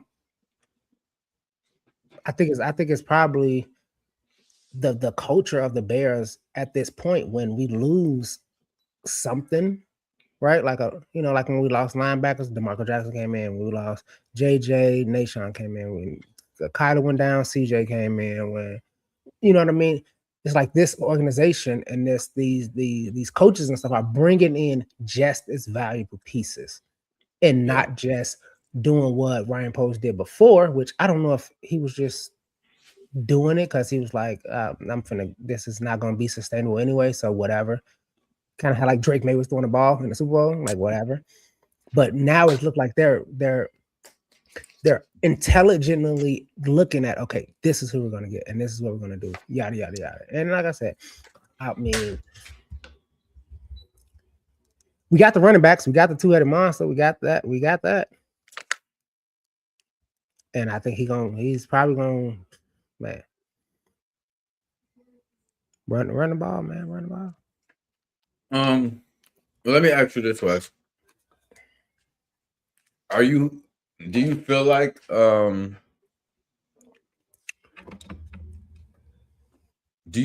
after the hire you're good with what our running back room is? I'm gonna say it just like this. When the season first started, like Robert Taylor, when he said, "Are you good?" I was good with the running back room when this past season first started, because I was under the impression that it was going to be Swift, Roschon, Monangai, and maybe like Britton Brown or whatever. You know what I mean? Kind of that kind of thing. But now looking at that, it's just really Swift and Monangai. I think we have to reinforce our running back room if we have to, hey, those, like I said, my 53 only got 2 running backs. I can probably tell you that right now. Spoiler. Because if you are RB at any point in time outside of Swift and Monangai, I'm probably going to bring somebody in, whether it's a free agency or whether I'm drafting somebody, but I'm bringing somebody else up. It's just because honestly, it's like you've been here, you're wasting time. Ben Johnson has no plans on fucking touching you. So, yeah, I'm not okay with the running back room. That's a hell of a spoiler, because 2 running backs in your 53 is crazy. No, I'm just saying that would make it right now. Like the other running backs is. Oh, okay, I thought you were saying like your final 50. No. My transfer over. Only 2 running backs will be on my 53 transfer. Don't be surprised if all right, Rod, I ain't even see you jump in here. Appreciate you jumping in the chat, my boy. Don't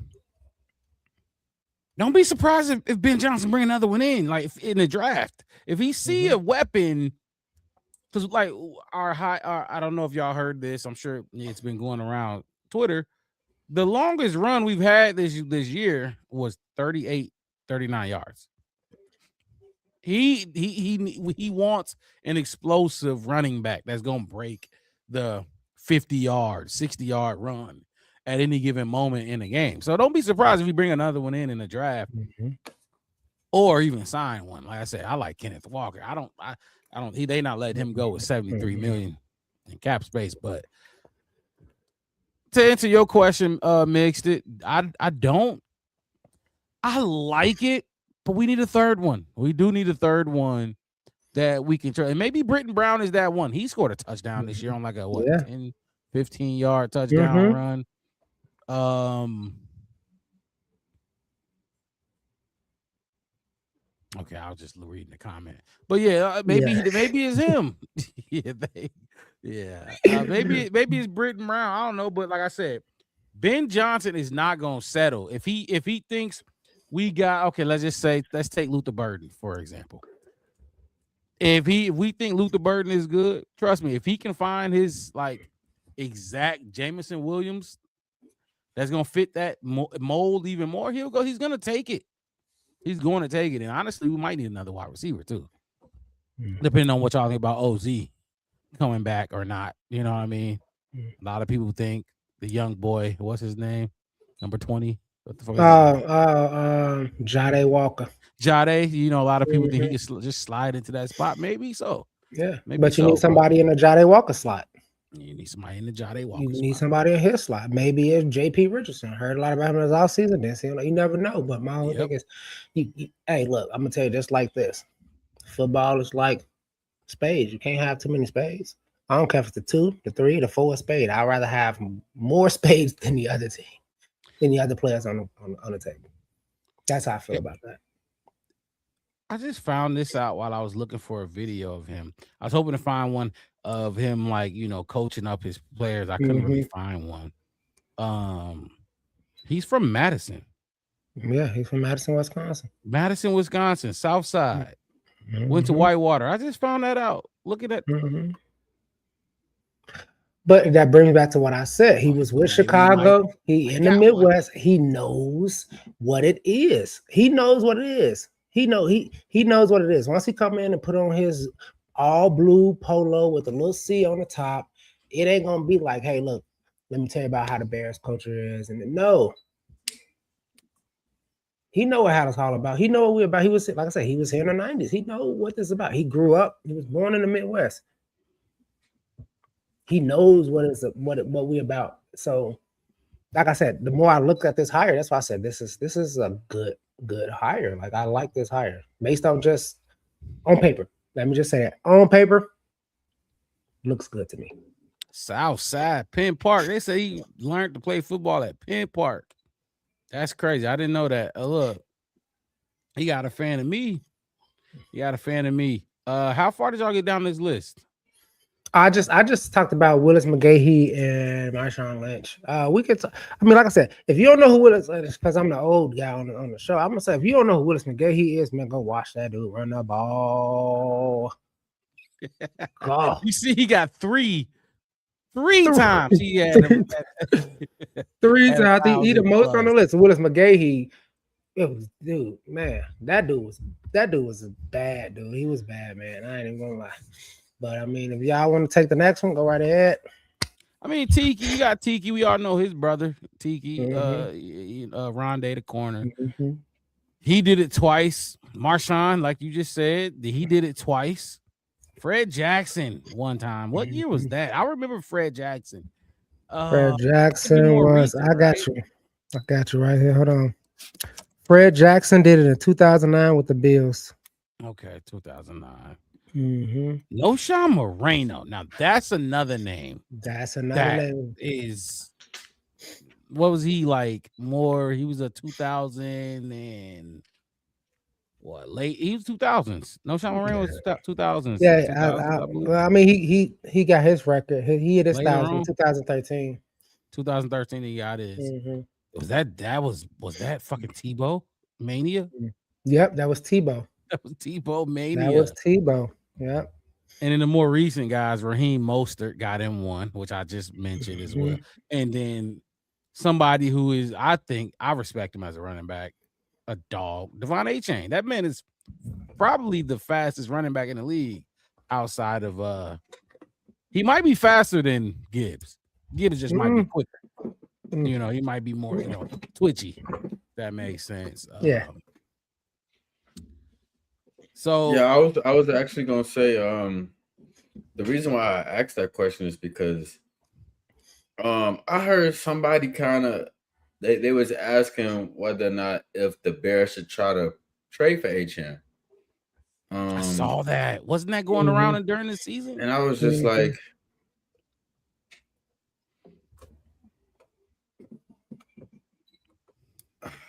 no. It was like DJ Moore. But so the thing is, it's like with DJ Moore, like we not trying to trade him to go get a receiver. You know what I'm saying?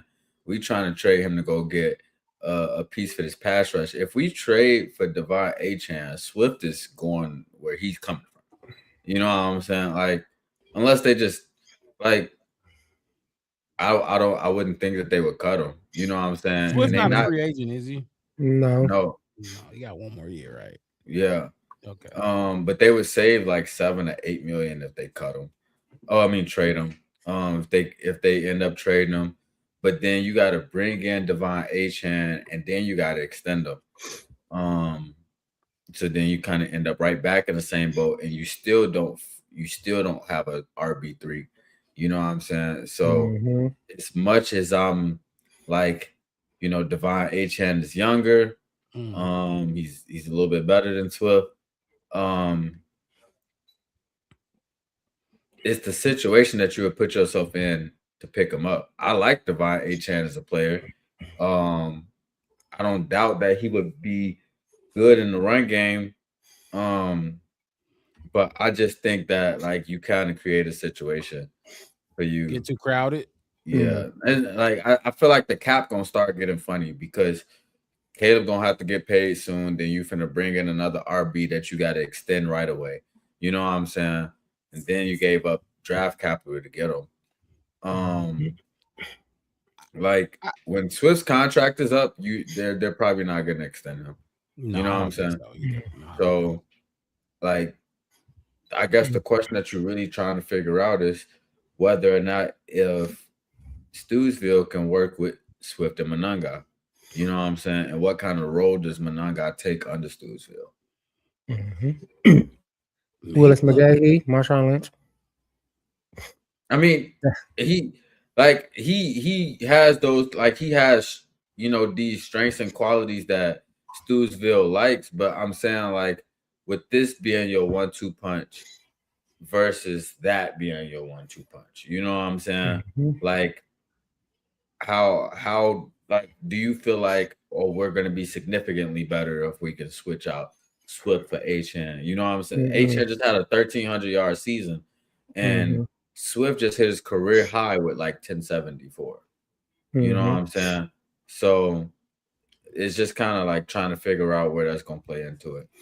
This is why I really love this time of year too. Now it'd be nice if we were celebrating, Super Bowl, whatever. But then you got the comments like this, and this is why I really did, because I don't do the college shit until it's time to do the college shit. But then you get names like from people I respect, like Bear True, Damon Claiborne. He said a guy I could see as a Ben type guy in the third round.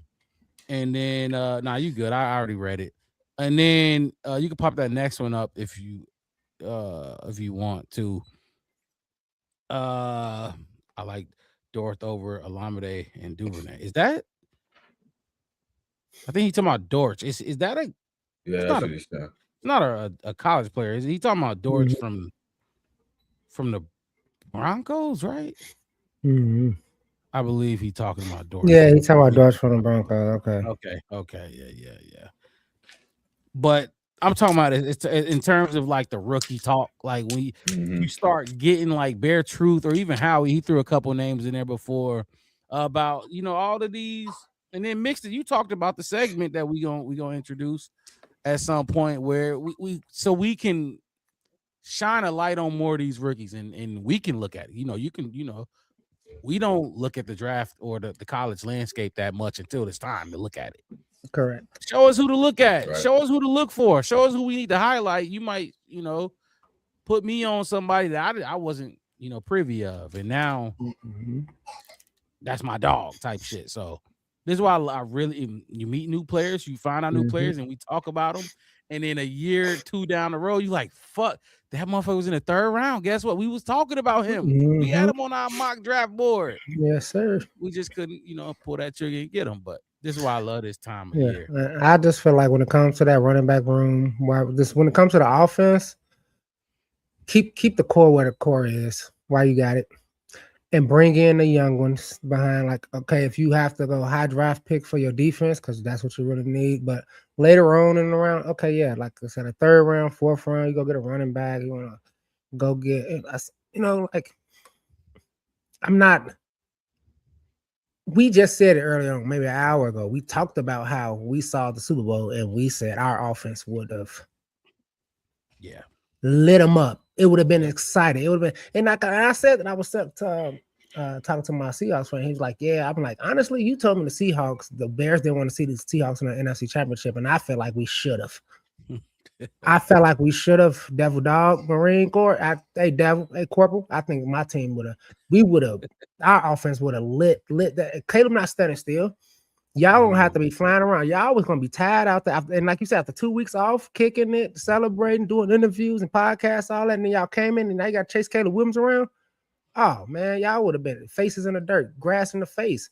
For real. Ben Johnson got them boys not even smiling. Like you're talking about. like so, and that's my whole point for me. For the most part, is we got the right people to coach the players. Now go get the players. Mark Rob, this is what you asked for a long, long time ago when we first had our first couple shows. When Devin was on, you was like, the problem I have with the Chicago Bears is all y'all favorite players are not homegrown. For the most part, a lot of y'all, you gotta draft them, and it's hard to draft them because when you get them, the talent be up there. They have the measurements, they have the aesthetics. But when you don't got nobody showing them how to elevate themselves again, they end up going somewhere else. How many Chicago Bears that we drafted that was like dogs, that was like so good, like the talent was that we couldn't do nothing with them, and then they went somewhere else and won a Super Bowl. You mean Bayless? No. And the crazy thing is, I didn't even know Vegas was on Seattle until because I was like, why he all on Twitter, nothing like that. Yeah, and then I saw it on Twitter. Then he started posting. I'm like, why is Vegas? Oh, okay. So I swear to God, when somebody said something about him tweets, I'm like, oh, he just mad because he's like, yeah, y'all thought y'all was gonna win without me, and I thought he was at home. I swear to God, I did until I saw the interview, and I was just like, "Ain't nobody." No, I'm not. So then I looked up his stats. I'm like, okay, I think he's a gunner. He's a Peace Squad player, bro. He's on the practice squad. You got elevated to play. Yeah, you got elevated to play in a Super Bowl. Like, dude, good for you. Good for you, dude. Good for fucking you, man. But I'll just say this, and then I won't say shit else about Vegas. Chicago is very good for one, and like a lot of these players that come to this team, they love them first, and then like if you give us a reason to hate you, we don't fucking like you, bro. Like, and as much as we wanted to like Vegas, you can't fucking catch. You just can't. You can't catch, bro. There's a reason why you were a Peace Squad player. You know what I'm saying? Shit. Like as much as we wanted to like you, bro, it was like Ian Wheeler. They put his ass on Hard Knocks, and everybody wanted Ian Wheeler to be on the 53 after that. You know what I'm saying? And then it was like, when you see Ian Wheeler next to these other guys, you probably should leave Ian Wheeler where he's at. No.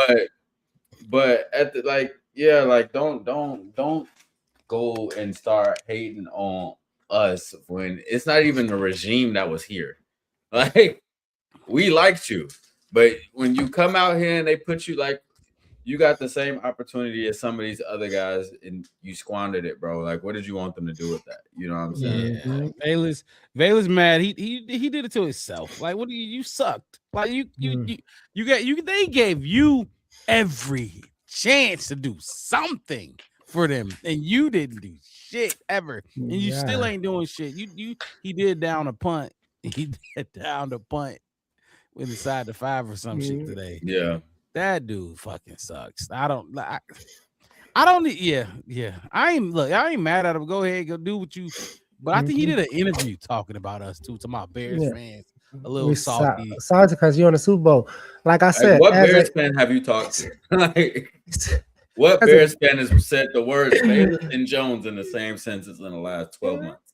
Oh my God, no, me. I said all the time. But you are who we just talking about? You're Trent Dilfer, dude. You're the butt of the joke. So we're not salty. We're not mad at you. Now let Greg Olsen would have won with the Panthers with Cam Newton. I would have felt. Oh, that would have been like, damn. I hated Alshon Jeffrey. Yeah, I hated Alshon Jeffrey winning with the Eagles, but I was happy because Alshon did shit for us. Greg Olsen did shit for us. You made it worse, bro. So whatever, man. Good for you. I don't care. Yeah, that's crazy. Bayless, I can't believe. Look, let him have his. He can have his shine. Do what you do. You'll probably keep jumping around teams. I can't see you leaving the NFL no time soon because you do have talent that teams think that they can unlock, but you got some hardware though. You got to play football, and he got a ring that he can sell later on in life if he needs bread. When he the manager of Chick-fil-A, of course, right? He got a little bread, or he got a ring to sell. So, all right, let's talk about Press Taylor then. Let's get Press Taylor in here. The new Chicago Bears offensive coordinator succeeding. Am I drawing a blank on his fucking name? Declan Doyle, who moves on to do better, bigger, and better things, coaching an MVP, a 2-time MVP, Baltimore Ravens. You're calling plays now. After one season of being an offensive coordinator, privilege is privileging, ain't it? The privilege is fucking privileging. Meanwhile, you got Eric Bieniemy, who's won multiple Super Bowls, can't even get a fucking a head coach. It's crazy out here, but the privilege is privileging. I hope Declan Doyle fails in Baltimore. I said this before.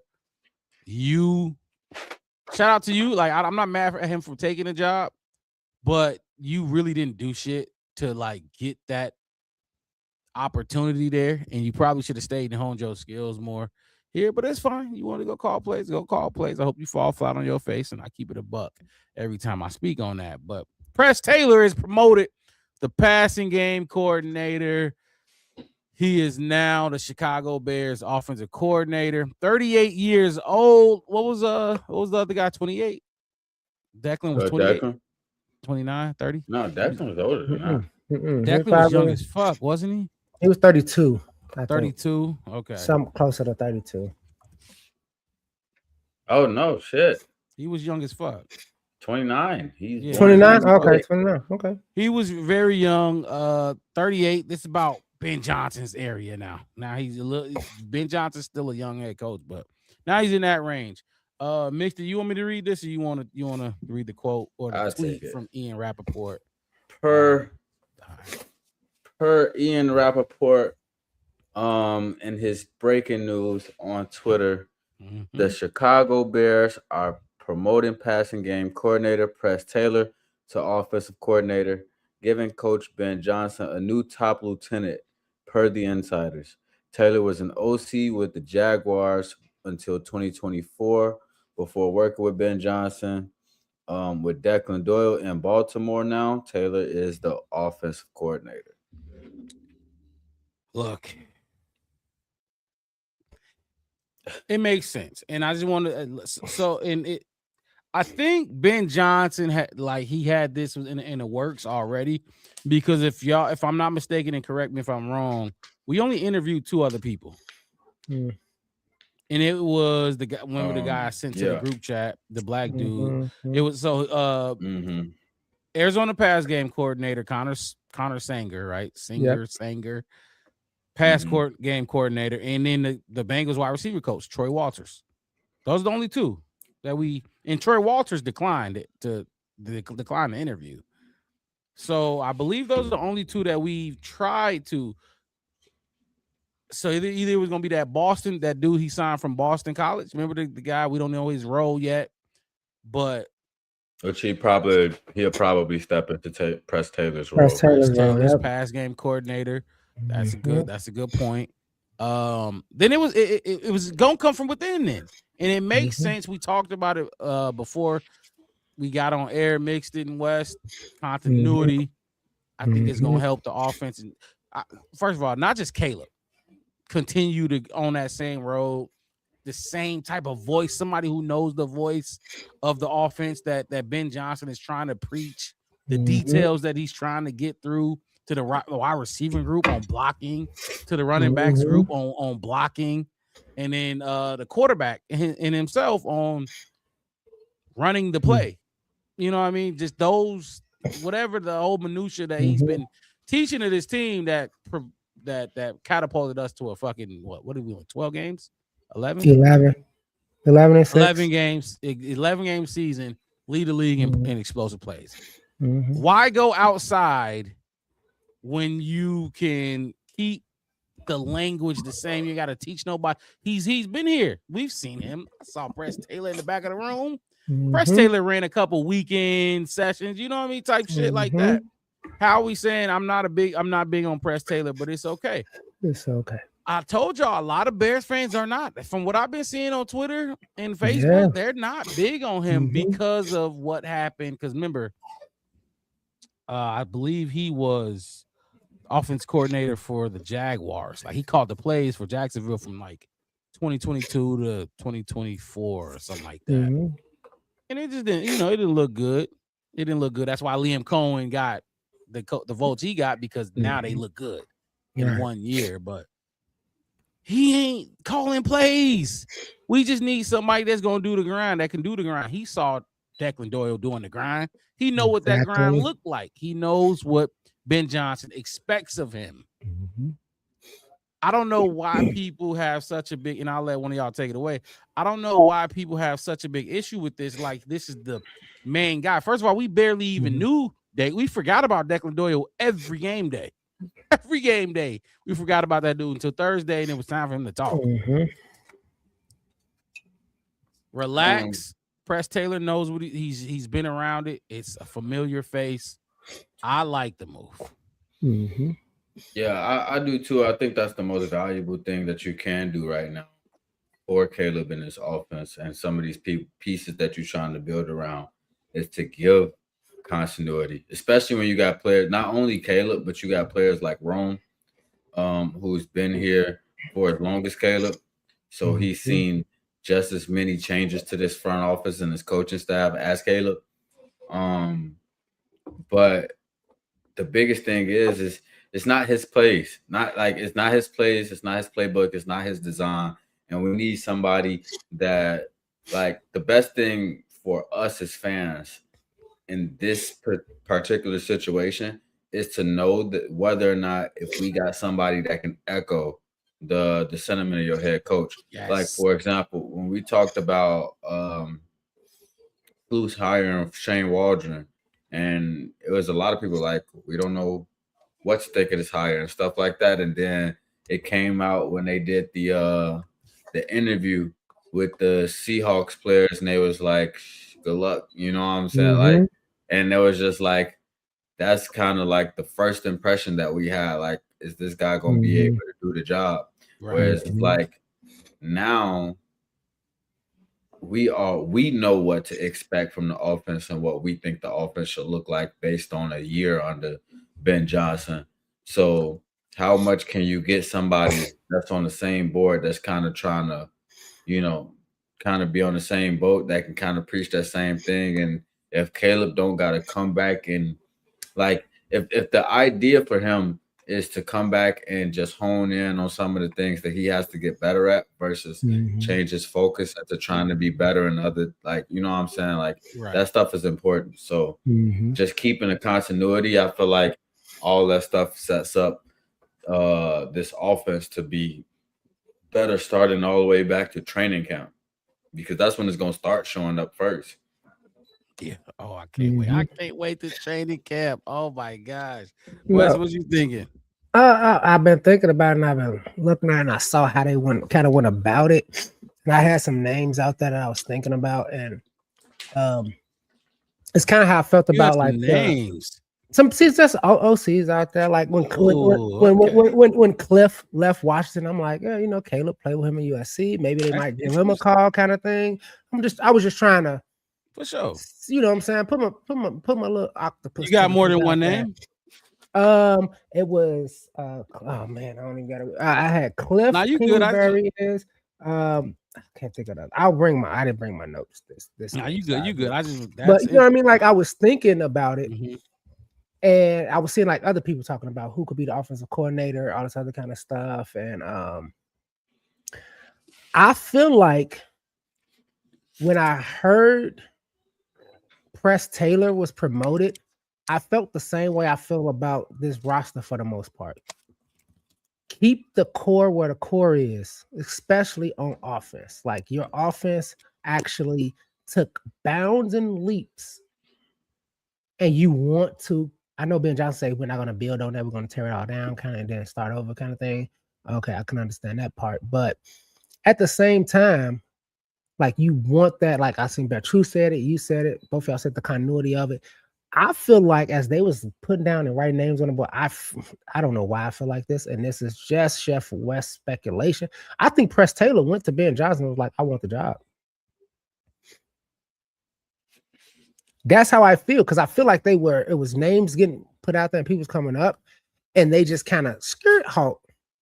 And I didn't hear nothing else for a little while, and then Press Taylor was promoted. And I think Press came in and kind of just told Ben, I know what we got to do. I know what Declan's job was. I know how to do exactly what you need to do. Like, because when Ben came in, I feel like he had to tell Declan, this is what I need from you. I need to do this. I need to do that. I need to do this. I need to do that. This is what I expect of you. This is what I expect. And I think Press Taylor was there. I mean, he was there and he's seen what Declan Doyle needed to do and say, hey, Ben, look, I'm putting my hat in here, bro. I know exactly what I need to do. The players know me. Why are we looking outside? Why are we trying to, and that's what I'm saying. When people talk about bringing H in and all these other companies, like offensively speaking,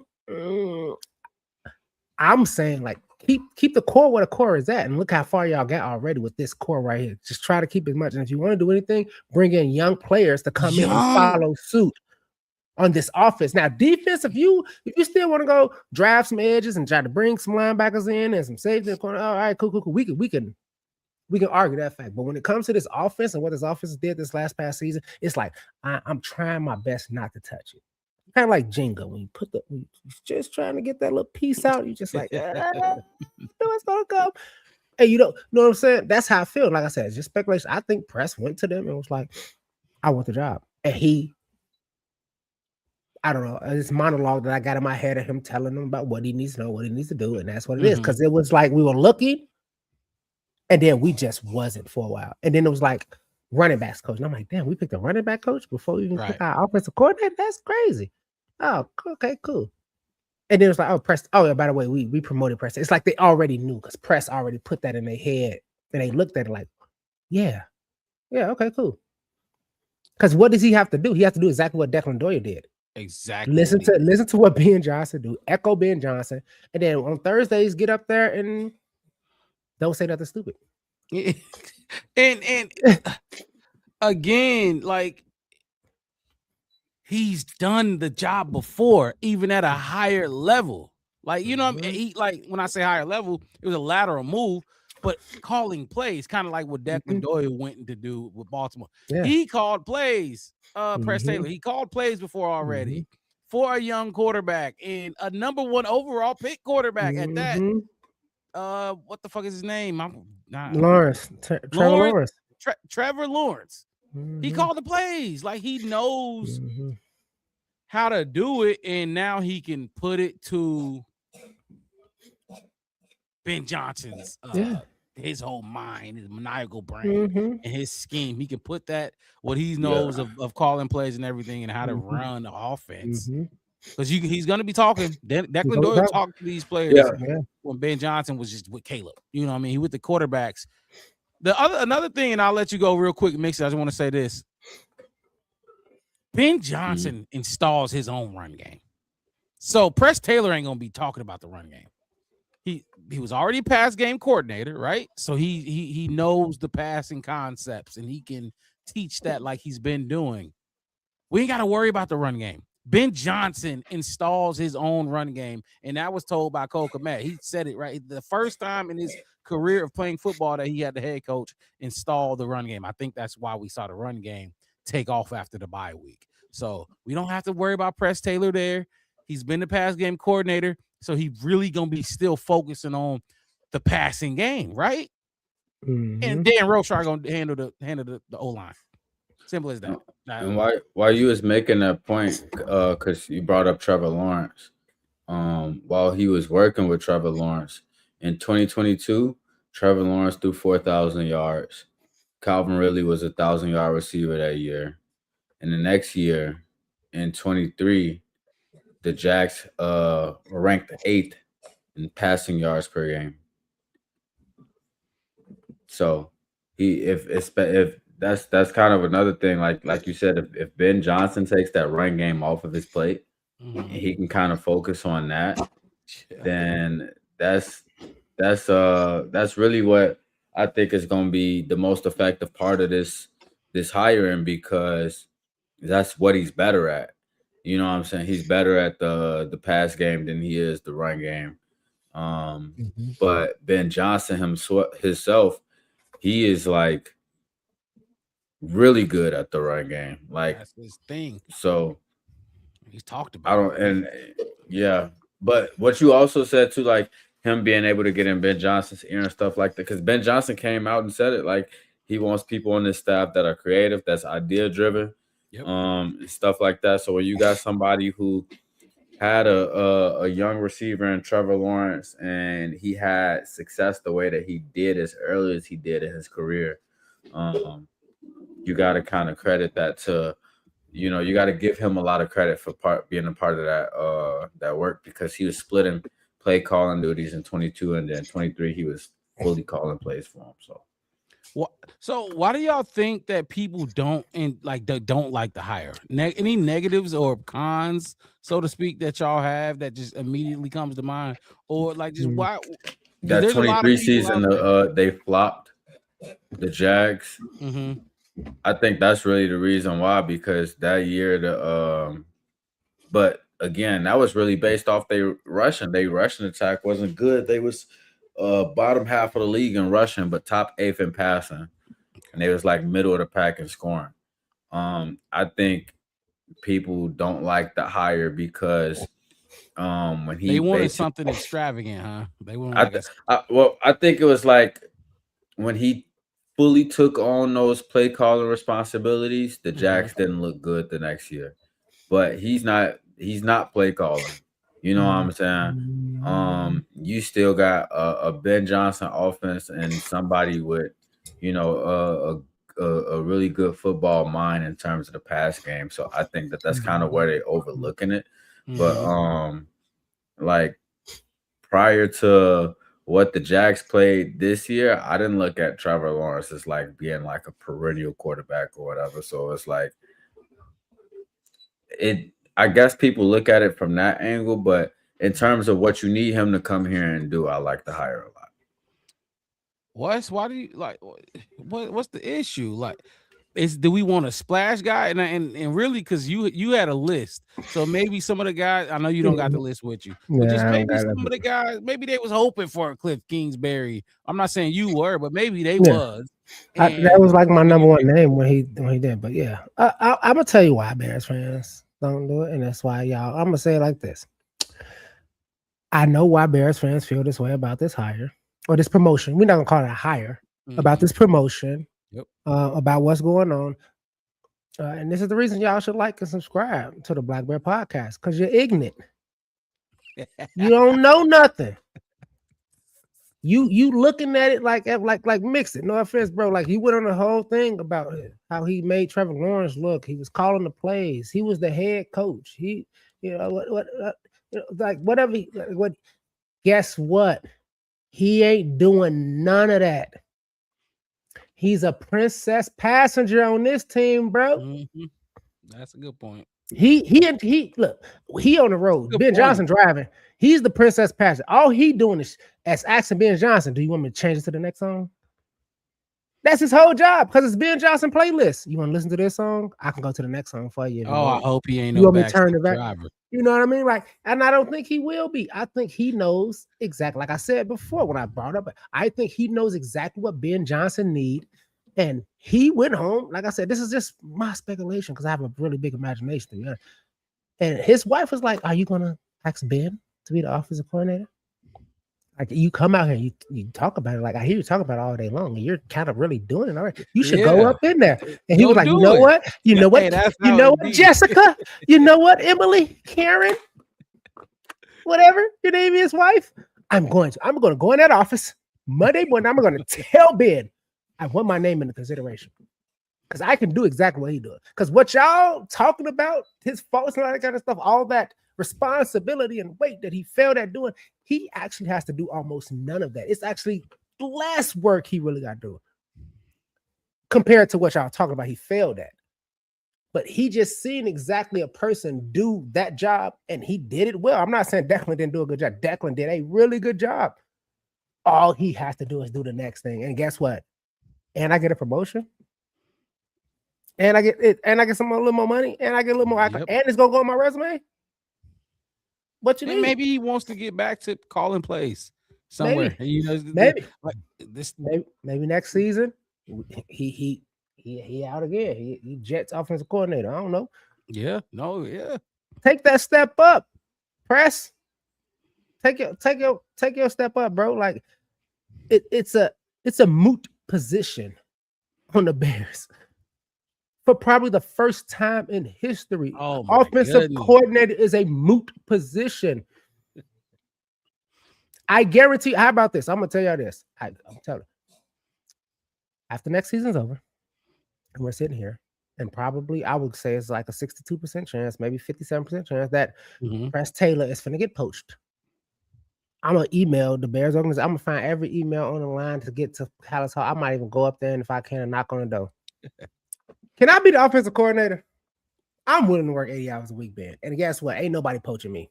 Yeah, I'm staying. I'm staying as long as you here, Ben. Yeah, I do this again now. Because it's a moot position. You just have to work. You have to do the grind. You have to grind for him. You got to go get all the. You got to have the folders ready and everything. Like I could do all that. Well, so all right. So since Caleb been a rookie, and let's work through this together. Let's go through all the offensive coordinators he's had since his rookie season. Obviously, start with Shane Waldron. That's one. The next one was Thomas Brown, right? And then the next one after that, once Thomas Brown got promoted to head coach, who was it? Who was it again at that point? I feel like I know this name. So it went Thomas Brown, and then Thomas Brown got promoted, and they moved the quarterbacks. Who was the quarterbacks coach at that time? Jeremy something. When did Jeremy? Or is that this one? Jeremy is this year. JT Barrett is this year. Jeremy was the year before. It was Jeremy something. Caleb's rookie year. I don't have because JT is this one. What the fuck is that dude? And I'm oh man. Just look that up real quick. Chris Beatty. Chris Beatty. Was it Chris Beatty? Yeah, that was the QB coach, right? I think so. Yeah. Yes, that was. I believe that was a QB. That is right. That is. I remember I did because one of my guys that I played football with, who went on to play running back for Iowa, actually, he coached their wide receivers there. And so yeah, it was him.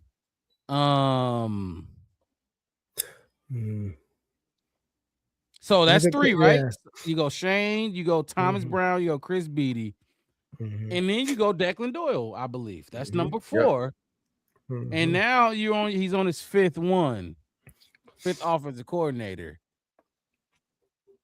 This is exactly why you hire an offensive guy as the head coach. Just imagine if you go defense again and they poach your offensive coordinator. Yeah. Because you ain't calling plays, Matty. You know what I'm saying? And it's their offense. It's new their language offense. and all this stuff. That'd be crazy. Mm-hmm. That would be insane with a young quarterback. You got a Tom Brady, a Drew Brees, Phillip Rivers type dude, whatever. That's fine. They'll be able to get it. But when you got a quarterback in year 2 going into year 3 who's trying to grasp this offense, a complex offense. Oh my gosh, bro! Like, who just hired a defensive coordinator? Well, Seattle, they got a vet. Sam is a vet, so they'll be fine if Clint Kubiak's gonna leave. So that I think they'll be fine. I don't know if they're gonna be back to back Super Bowl. They might, but they'll be fine because that defense gonna take them places.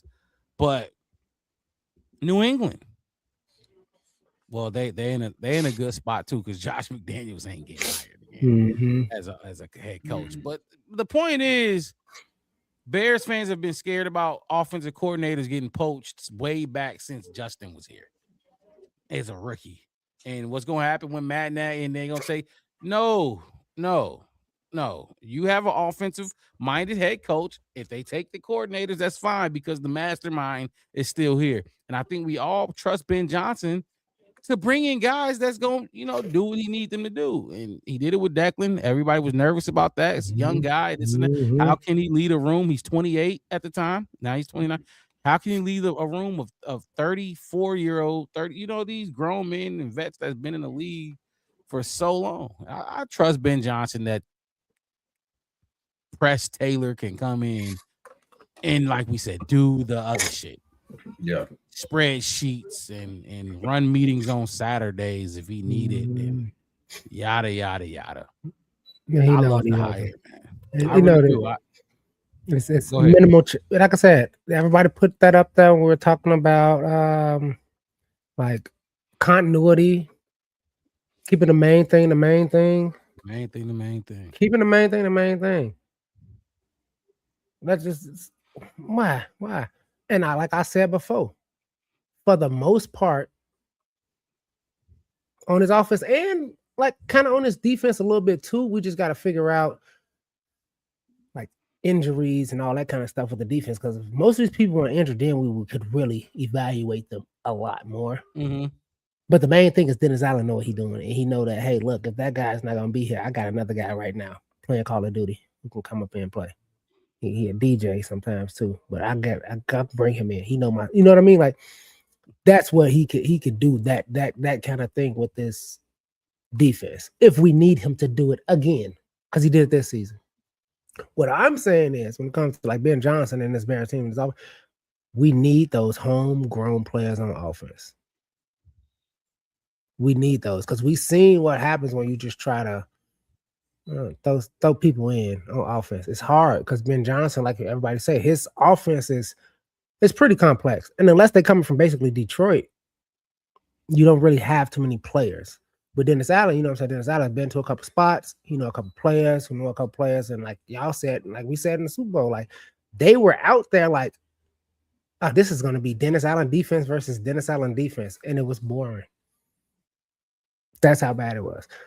But yeah, that's how I feel. And guess what? And both of those guys that we just hired are both Super Bowl champions, by the way. Okay. Okay, so look, do y'all fellas got any last words or thoughts on these coaches that we've hired? Do we have any? What did he say? What did he say? I ain't see it. I wasn't looking. That's you got him up out of here. Oh yeah, I got him up out of here pretty quick. No, I don't say you got him up out of here. He must have said some dumb shit. So yeah, I didn't see it. I didn't see it. I didn't see it either. But y'all got any last words on Declan? Even Declan, Press Taylor. No. Good job for Declan. Good job, Press Taylor and the running back coach. Our champions. Hey, look, this is what it looks like when you're a good team. And I've seen people in the comments saying just because he won a division once, went to the playoffs once, we're not a good team. Okay. I'll see you next year this time too. Yeah, this is a good problem to have, like you said, Wes. But overall, I feel like this is a step in the right direction in terms of starting our offseason off right and just continuing. Even though Ben Johnson talked about us having to basically start over from square one. This is a step in the right direction to me to getting back to where we were and surpassing that goal. So that's all I got, though. Howie, Declan, and Lamar Jackson the same age. They might be. They are. Yeah, they are. That's it. Yeah. And I think it might help. It might work to their benefit. Like he might speak the same language as him, and that other people. He did not connect with Harbaugh. No. He did not connect with Harbaugh. That was what a lot of the media was saying once Harbaugh left. They had a lot of differences. Yeah, I mean, he's an OG. That's old okay. dude. Yeah. Can I say this to Howie? Our best. Howie. We got 2-3 months of Sundays to talk that, man. Save it, write it down in your book. I will get my book too, man. I got you. Howie keep us on here till 6 in the morning. Yeah, we can't do it all right now. We got it. I do got one video I want to show. I just got one video I want to show real quick, just because we talked about this, and it goes to give us our fucking 3rd round picks. That's all. That's it. That was a joke. Don't stop watching. I know you're gonna play Mark Rob too. Yeah, I knew you was gonna play that. Again, Super Bowl weekend, Radio Row. Matt Ryan talking about who does what goes where, how we gonna do this in Atlanta. This is what he had to say. When you are going through the draft process and the free agency, are you going to be actively involved in that, or are you going to let your people do it? Or... Man, Ian's in charge. Ian's in charge of that space. I'm looking forward to learning about, this. Like I said it the other day in Ian's presser, like I've never sat in a draft meeting. And so Monday is going to be the first time I'm sitting in a draft meeting, and I've got a lot to learn. So sitting, observing, being a fly on the wall, if there's something that Ian has a question about or something I can help with, I'm all ears and I'm happy to share my opinion. But Ian is driving this boat, and he is the one that's leading us moving forward. And I'm excited about that. You guys, Ian is incredibly competent and qualified, and he's awesome. So looking forward to watching him do his thing. You sound like, to me, I'm just going to say this. It sounds like to me, all he is Kevin Warren, which every team has a Kevin Warren. Every team has somebody that can fire the general manager, right? Unless it's the owner. The buck stops with the owner. You know what I mean? But teams have team presidents, and that's exactly what he is, a team president. Other than that, it's Kevin. It's Ian Cunningham. It's Ryan Poles. Like, I'm doing the draft shit. He just said it. Matt Ryan can't draft. He doesn't scout. That's not what he does. He played football. He's not scouting D linemen. He's not finding safeties that can, like, what are we talking about? He's the general manager. Ian Cunningham will hire his staff, his scout staff.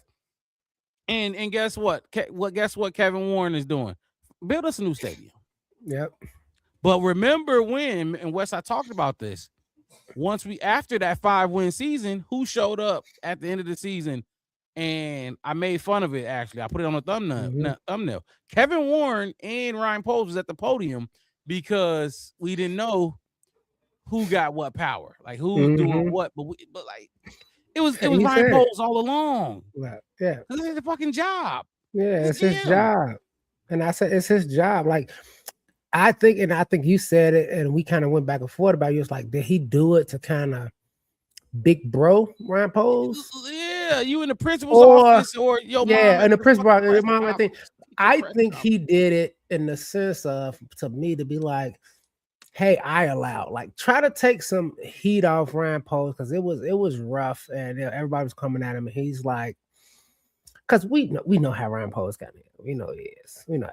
Yeah, he kind of he got some soft spots. Yeah, he got some soft spots. He all right. You know what I mean? But and like I said, you got to learn a job. You got to learn. So hopefully he toughened up, perfectly learned through all of this, and hopefully it makes him a better GM. And if it does make him a better GM, and he becomes like one of those GMs that they talk about, like with the Eagles and all this other kind of stuff, then yeah. I'm all for it. But we just got to see. I just don't get why there's gray area with us. So when they come, give us our fucking picks. It's like Matt Ryan is telling y'all it's him. He's doing it. He's running the show. He gonna hire his personnel. I'm not gonna tell this man who to draft and how to hire or whatever. First of all, Matt Ryan, they only gonna come to you if they talking about quarterback, which Maybe. they probably should start talking about quarterback soon because which is a maybe. Penix, you know, it's maybe because ain't Matt Ryan is he? No, Matt Ryan a little bit older than Kirk Cousins, I think. Yeah, a little bit, a little bit. But yeah, it is what it is. Hey, how we are, Bears. That was one. All right, we officially finna hit off season. How we get in our DMs? Let us know what you want. What you want. Pick a position group room you want to talk about. We got you after this. Football is officially over. You can come in. I saw that. Talk. Go ahead. Yeah, no, I'm just saying. No, I saw that. Now I'd be quick. No, you don't. I met you last episode. No, you don't. You talk longer. No, hell no. I was so 3:30 in the morning.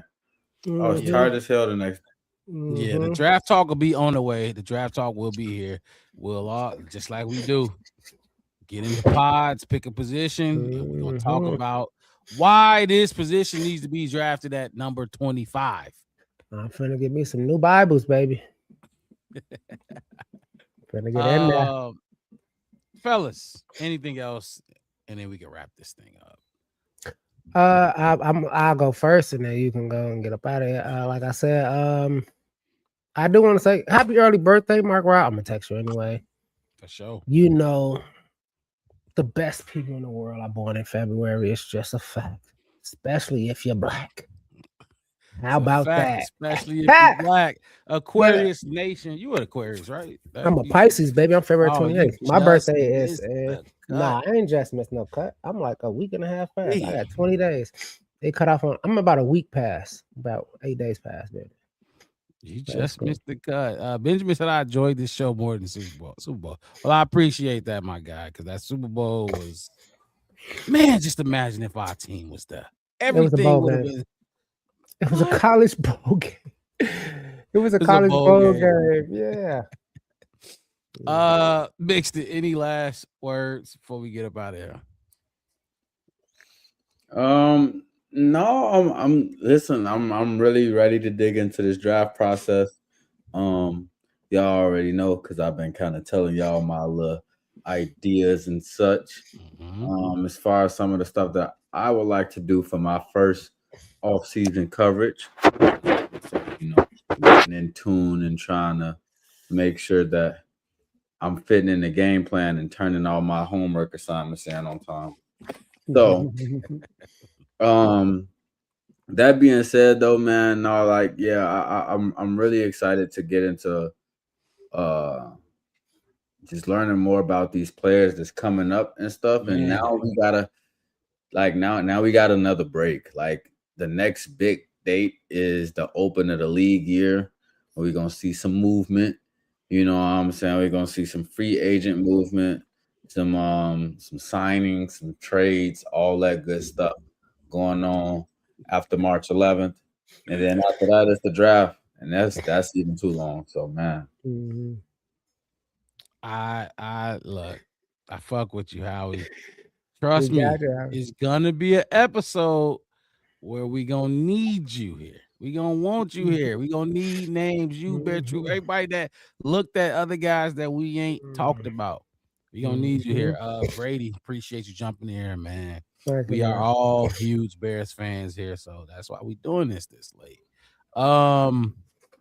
Okay, without further ado, we're gonna wrap this thing up. Hit that like button, subscribe to the channel, the Black Bear Podcast. One word, no spaces. Go live twice a week usually, but now we're doing once a week as the season has come to an end. Unfortunately, it's the off-season time. Now we need more time to do our homework and prepare our off-season prepare our off-season ideas, content. The combine is coming up. The combine will be here. So all these names that's coming out, we're gonna know what their official 40 times is. We're gonna know how many times they did the bench press and all this and that and the third. Who not gonna show up? We know some guys didn't even get invited. Ruben Hippolyte didn't get invited. Still drafted him with the 4th round pick. But anyway, that's just how the cookie crumbles. We gonna see y'all next week, Sunday. If not, it'll be earlier with a pop-up show. My boys handled the pop-up show, our first pop-up show this past Friday. They did their thing. Show some love to them. February 17th. Okay, yeah, you definitely an Aquarius. Hit the like button. Hit the like button. Hit the Michael like Jordan. That's Michael Jeffrey Jordan birthday. It's February 17th. Oh yeah, his name is Howie. Well, I guess. Yeah, Howie tell you that Michael Jordan birthday is February 17th. I told you the best people born in February. I wonder when LeBron's birthday. It's December. I don't know what his birthday is. Y'all want to know when Kobe's birthday is? Who? Kobe. What is it? I don't. August 23rd. Me. I'm about to say, is that yours? Yes, sir. What does that make you? Virgo. Leo? Virgo. Yeah, Virgo. First day of the Virgo season. Mm-hmm. Shout out to Kobe, man. Shout out to you. You got a little bit for yours come around. But like I said, we will see y'all next week, Sunday. If not, wait, hold on. Who was emailed? Who was Howie? Look, who was Howie supposed to mixed what it? was it? What was it gonna be? His draft list or something like that? Yeah. Yeah, because I did tell Howie to hit me up after the show. But he didn't have an Instagram. Do one of y'all got Howie on something already? No, I mean, if you want the email, just email the BlackBear54, the BlackBear54 at Gmail. I'll send it to Mixed It or Wes or whatever. I already got it. I just thought he was gonna send it to Mixed It, but yeah, go. There you go, boom. Go. I forgot what was he trying to send. Anyway, send it to the email. That's the email. We check it all the time. I'll send it to these fellas. We'll see y'all next week unless we do a pop-up show. We get some Bears news. You never know. Somebody might get moved. Somebody might get traded. Somebody might get signed. If not, we'll see y'all next week, Sunday. Y'all have a good rest of y'all night/morning and enjoy y'all Monday. Football season is over. Everybody is in off-season mode. So hit that like button, subscribe to the channel again, the Black Bear Podcast. I'm your host, Mark Rowell, with my co-host in the building, Chef West, to the right of me. And Marcus Mixed It at the bottom of your screen. We out of here. We'll see y'all. Peace. Take them.